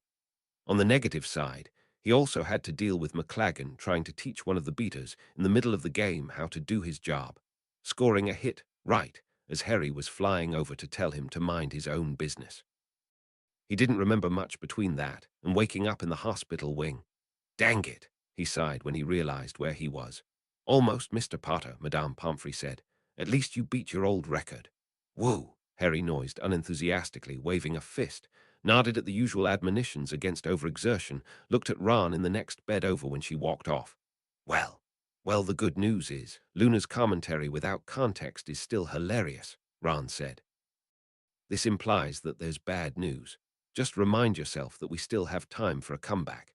Harry groaned at that, rubbing his face, finally pointed at Ron. This is your fault. If you just out and told Lavender, none of this would have happened. To be fair, Dad's approach of keeping my head down stopped working well before the incident in question, Ron said, nodding. But I'm not sure if I would have avoided being hexed that way. Just promise me this won't happen again. I make no guarantees. Fair enough, Harry sighed, and then Malfoy stuck his head in. Oi, Potter, he called. Any chance I could trade for McLaggen? Someone who does that much damage to Gryffindor definitely needs to be on the team. You can have him, Harry spat back, and tell him if I ever see his face again I'm going to hex it off. This still falls under the banner of overexertion, Madame Pomfrey called. Eventually Harry was allowed back out of the hospital wing, as was Ron, although the latter would have rather learned more about Voldemort with Harry than discuss his feelings with Lavender. Somehow, dark wizards seem less hazardous, Ron said. Maybe that's why Voldy never dated, Harry told him. I'll let you know how it went. Same, Ron sighed, sagging his way towards the Gryffindor common room. Harry looked at Snips, nudged him, and pointed at Ron. Snips didn't seem too keen on doing so, but as Harry pointed out, obviously this was starting to be hazardous to his health. Ah, good, Harry, Dumbledore said when Harry finally made it. I'm hoping you can help me convince the House Elves to accept raises this year. These petty fours are more exceptional than usual. Harry agreed after trying one that he'd make an effort. Good, good. Now, before we get into the unpleasant part of the evening, we can work our way through these and discuss lighter fare, such as the new painting I discovered on the 5th floor. Incidentally, is the cause for our latest food fight lighter fare. Harry grimaced at that. Lavender was jealous of Hermione, and I don't think Hermione was helping. I was trying to help Ron get out of the relationship, and it kind of snowballed from there. Ah, young love, Dumbledore sighed. Not to say that old love is any less passionate or messy, nor middle-aged love. Sad to say, humanity has yet to iron out something that was told to us in plain terms. What else, as we finish off these petty fours? Harry debated on it before telling Dumbledore his suspicions. Dumbledore, meantime, seemed intrigued by Harry's theory that Snips had originally been Severus Snape's familiar. If he was, I never knew about it, perhaps for good reason, since they both seem to favor secrecy, Dumbledore mused. Perhaps Severus simply didn't want it getting around. After all, I think we can agree that Snips is neither a cat nor an owl nor a toad. I guess narrowing down what he isn't is important too, Harry sighed. Yes, much the same as narrowing down what Riddle's Horcrux isn't or where it is not. It's safe to say that we can eliminate the orphanage, as he had nothing but foul memories of the place, and after thoroughly examining the Riddle Manor, I believe we can safely agree that he hid no Horcrux there. Matter of fact, him using it as the place to revive himself was, as the Muggles put it, a way for him to get one over his father. Tom Sr. was dead by then, Harry pointed out, and yet that doesn't seem to matter in these instances. There's also the incident with Hepzibah Smith, which I think does confirm the cup's status as a Horcrux. Harry debated on asking if she was related to Zechariah Smith before reminding himself that if last names were anything to go by, then the Smith family was extensive indeed. So, the locket, the diary, the ring, the diadem, the cup would make 5. It would, which leaves us with one more to identify. Ah, but the hour grows late once again. Do you have any other questions or comments before we must part? I noticed neither you nor Riddle said which class he wanted to teach. No, but I'm sure you already know which one. Defense against the dark arts. Indeed, because in keeping future generations from defending themselves, he ensures he had no opposition. Incidentally, it makes me glad to see you tutoring your fellows in this regard. So maybe when I'm older I could apply for the job, Harry asked. I would be more inclined to hire you, Dumbledore said, eyes twinkling. You certainly have a better temperament for teaching than Tom did. Harry's comment that a basilisk had a better temperament for teaching than Tom did brooked no argument and prompted Harry to suggest adding that to the familiar story. She teaches ancient languages and does the law-keeping for the Order, Draco agreed, jotting that down. Still weird to think of Moldy Valdi pre. I can't say pre-evil because from the sounds of it he was always evil, Ron said, pondering this. Pre-terrorist leader. Can you imagine him teaching us, though? Dean asked. Imagine the detentions we would have got. I'm glad that Dumbledore saw right through him, Hermione said. But at least now we know for certain that the position's cursed. Good luck, Harry. I like how we're just glossing over the Slytherin at the table, Seamus said, indicating Draco. Always save here. Draco asked, not missing a beat. Think he means you this time, Harry told him. Ah, I'm also. Draco Malfoy is my cousin, got disowned when I was sorted into Gryffindor. I want you to know that if you and I are still Dean and Seamus by the end of our schooling, I'll be disappointed, Dean told Seamus. We could switch, see how long it takes people to notice, Seamus told him. I like that, let's do that. Fred and George will be happy to know their legacy lives on, Ron said, shaking his quill a little before trying again, tossed it, and got his ballpoint pen out. Hopefully, that makes me writing to them to tell them to adjust the expiration date on their spell-check quills sting less. I'm already aware of all the misspellings, Snips, including your name being Runel Waslib, Hermione said, reading the top of his parchment upside down. Ah, must have swapped with my Hufflepuff cousin by mistake. Remind me to get him a dictionary then. As expected, Hermione was the first to nail apparition. Dean Thomas, however, ended up being a close second by dint of applying a fourth D, discombobulation. Turns out being a Trekkie helps, Dean said, which saw a marked improvement in the apparition performance of the Muggleborns. But eventually, Harry managed to apparate. Immediately after he put apparition fully and completely in the reject bin, utterly convinced that for all the cool stuff magic did, it kept striking out in the transportation department. At least you can do it, though, Ron said, morosely checking his calendar. Notices had gone up announcing that the first apparition test would be in Hogsmeade on the 21st of April, and those who would be 17 before then had the option of signing up for additional practice sessions, also in Hogsmeade and heavily supervised. Oi, Seamus, how long does it take to get into that Star Wars thing? 3 movies, so about 6 hours, but I don't see how that'd help, Dean told him. You want Star Trek, and that takes a bit longer. Can you narrow it down to the bits directly related to apparition? We've gotten tapes and VCRS working here now. We could do it. Might take me a bit. I think we could probably talk Professor Burbage into getting some tapes since Trekkies are a thing. I do know the Trekkie Club can get some sent from home if you get them the TV. Just don't mix Star Trek up with Star Wars again. What's the difference? Ron asked, which resulted in Dean and Seamus both going into detail about galaxies far, far away and such for a good hour. How do Muggles keep all this straight? Ron sighed when the topic had finally been exhausted and they had to go to class. Like I said, it's different if it's for fun, Harry told him. Potions on April the 21st was sparsely populated, considering everyone who could attempt the apparition test was doing so. All too young yet to try then. Professor asked Harry, Draco, and Ernie. Well then, since we're so few, now would be a good time for you to try a potion that's been tickling your fancy for a while. Harry did have quite a bit bookmarked for potions labs, so it was more a matter of picking one and testing out some edits he had been contemplating. Snips, meanwhile, seemed happy to have only 3 students to focus on for once and was constantly flitting back and forth between them, checking their work and occasionally pointing out suggestions as Professor Slughorn discussed the potions they had picked with them. Ah, Harry, Slughorn said after class as they were packing up. I'm hearing rumors about you going for the defense position someday. Are you sure I can't talk you into taking the potions position instead? There are some days I still hanker after retirement, you know. I mean, I am looking to get my master's in both, Harry said. We could try me as a teaching assistant in a few potions classes, see how you feel about it. Oh, that would be wonderful. What's your schedule like? If I can squeeze in one of the first or second year classes, there's enough of an age gap there that they wouldn't dismiss you. Ah, here, we can fit one in and see how we feel about it. Ron and Hermione came back from the test late that afternoon, in time for dinner. Hermione, as expected, passed with flying colors. Do I dare ask? Harry said to Ron. 1 lousy half-inch, Ron said, holding his pointer and thumb close and squinting at it. You missed by half an inch. He left half an eyebrow behind, Hermione clarified.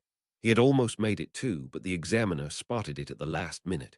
It was half a stinking eyebrow, Ron railed. Dean burnt both of his off in first year and managed just fine. It's not like it's necessary. Half an inch, but half an inch further in, Harry pointed out. Ron made a face at that. Gee, thanks, Harry. I may never try apparition again. It would have been easier if your animagus form had wings. One of Harry's evenings did involve him going to the Forbidden Forest to attend a spider funeral, which Ron passed on attending.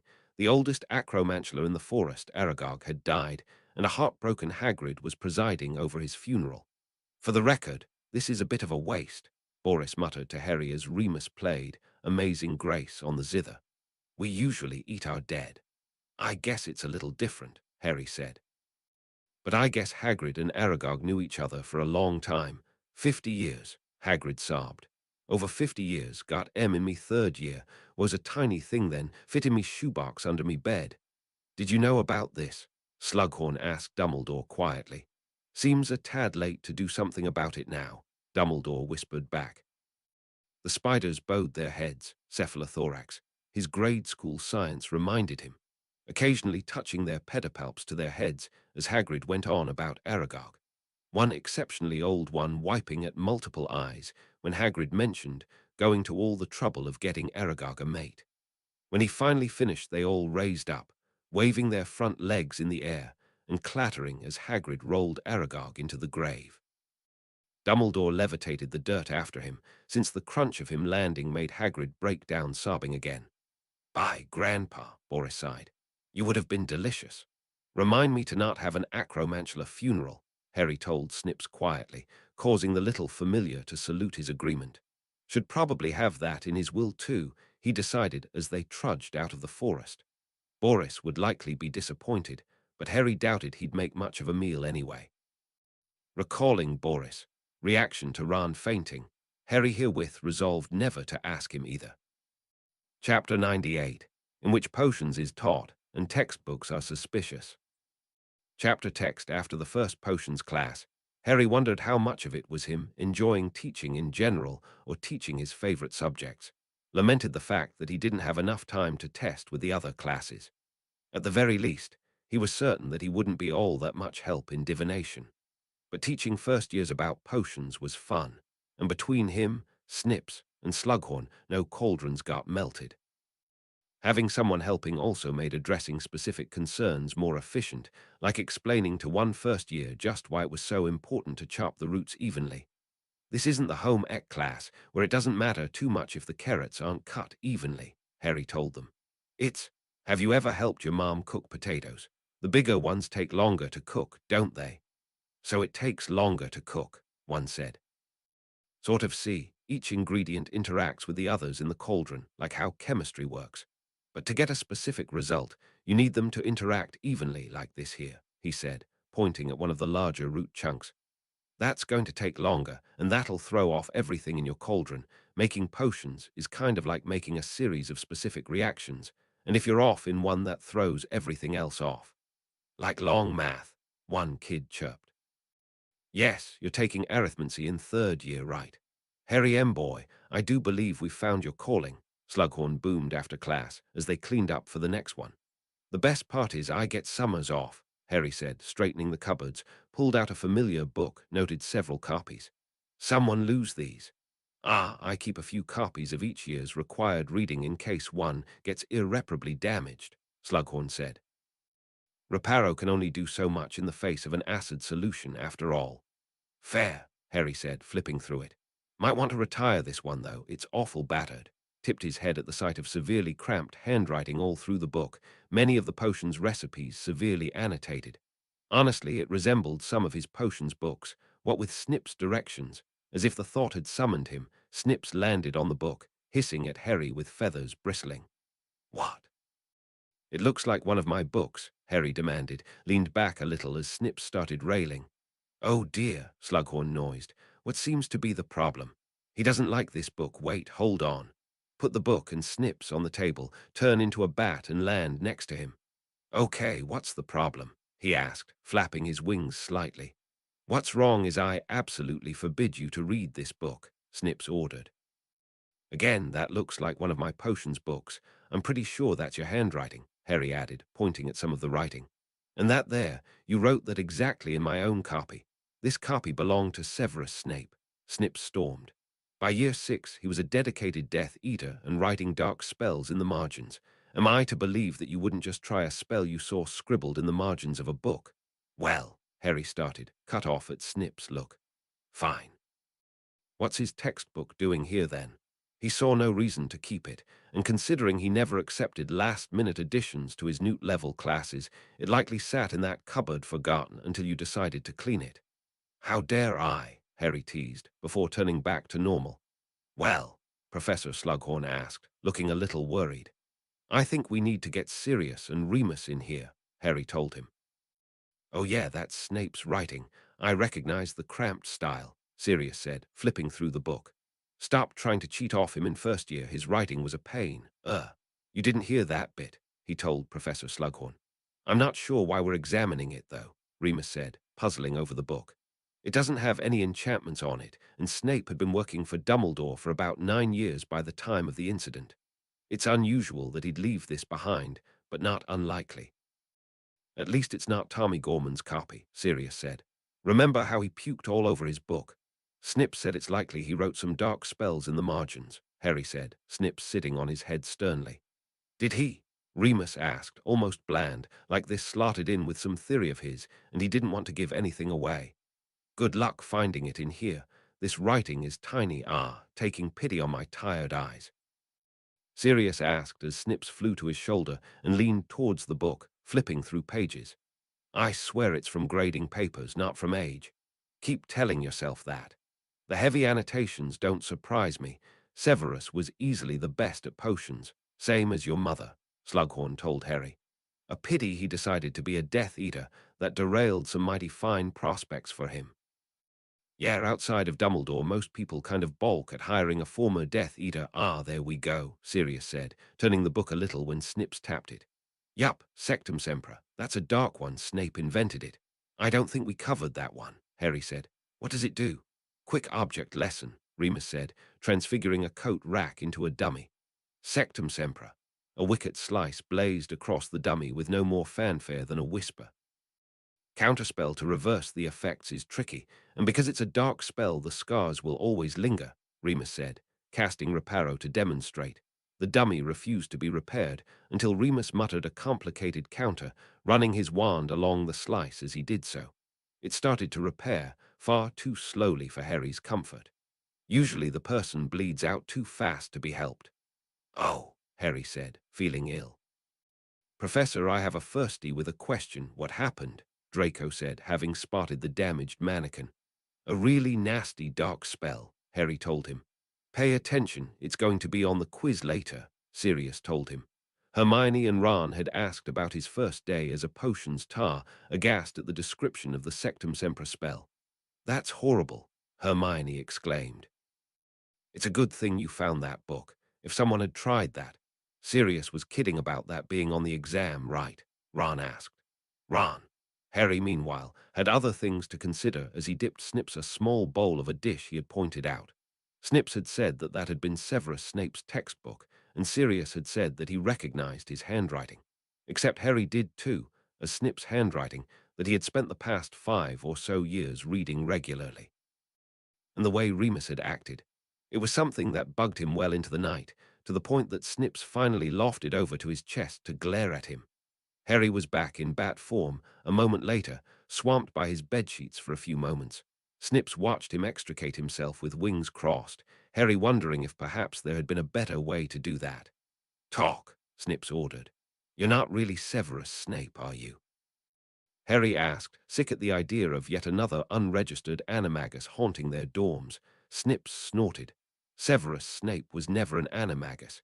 He never had the time nor inclination to do so.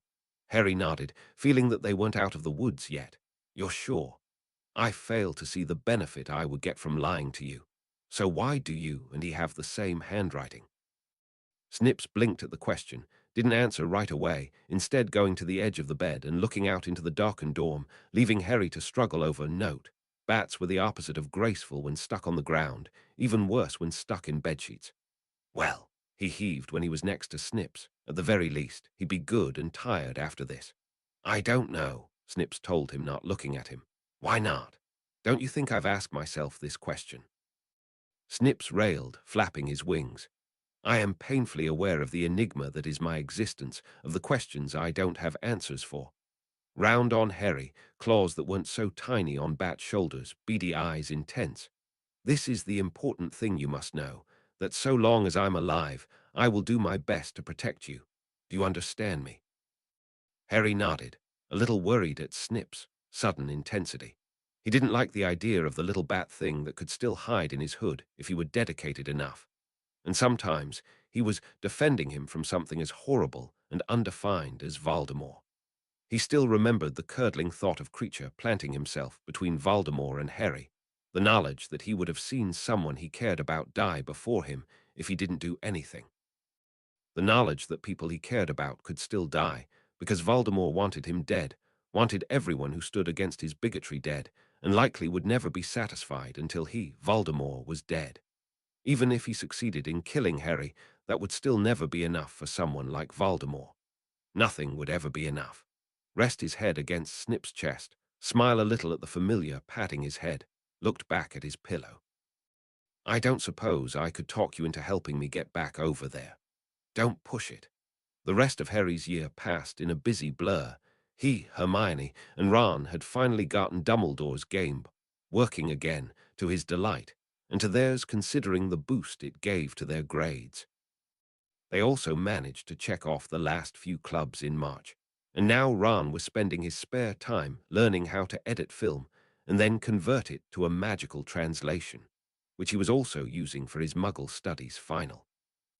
Crabbe and Goyle, it was worth mentioning, were getting ready to retake some of their owls, but of a more interesting note was how well they were doing with home ec. Despite not particularly applying themselves to their studies before now, learning how to cook and sew had appealed mightily to them, with Crabbe favoring sewing and Goyle favoring cooking. Crabbe's clothes were suddenly fitting him much better because of him tailoring everything to his fit, and Harry had gone from suggesting that Goyle become a food critic to suggesting he become a chef.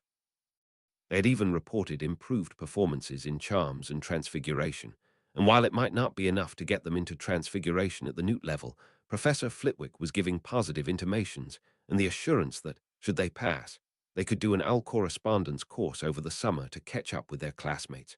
Crabbe and Goyle weren't the only Slytherins discussing their plans for next year. "You might not be back at all," Harry asked Blaise Zambini, aghast. "Why?"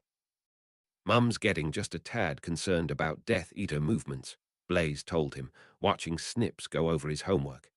"She's got funds, and at least 2 of her former husbands were Death Eaters, and apparently you know who feels entitled to her support. Her options are either grab me and find someplace else to be for a while or try and net you know who as husband number. Which one is she on now? Does that count as the power that the Dark Lord knows not? I wonder," Ron said, pausing in his reading to ponder this. "Possibly he's also interested in her knowledge of poisons." Another 2 who weren't coming back next year were Sirius and Remus, although their reason was being hired out by the ministry to give the staff remedial courses. Apparently Fred and George called Percy up and asked him if he knew how many of his staff didn't know a simple shield spell, Sirius told him after one class. "Apparently they cleaned out their whole stash of defense hats. And so he called you too," Harry said. His reasoning was firstly he saw everyone's improvement over the summer before 5th year, Remus said. Secondly, that he had already asked Moody and Moody very vehemently said no, never again. "Well, to be fair, he already did this shtick once," Sirius pointed out. Harry, meanwhile, was increasingly on edge because, as Ron had pointed out, Voldemort had a habit of bothering him towards the end of the year. I'd include it in my divination homework because it was always a sure thing, Ron told him. Honestly, he's late this year.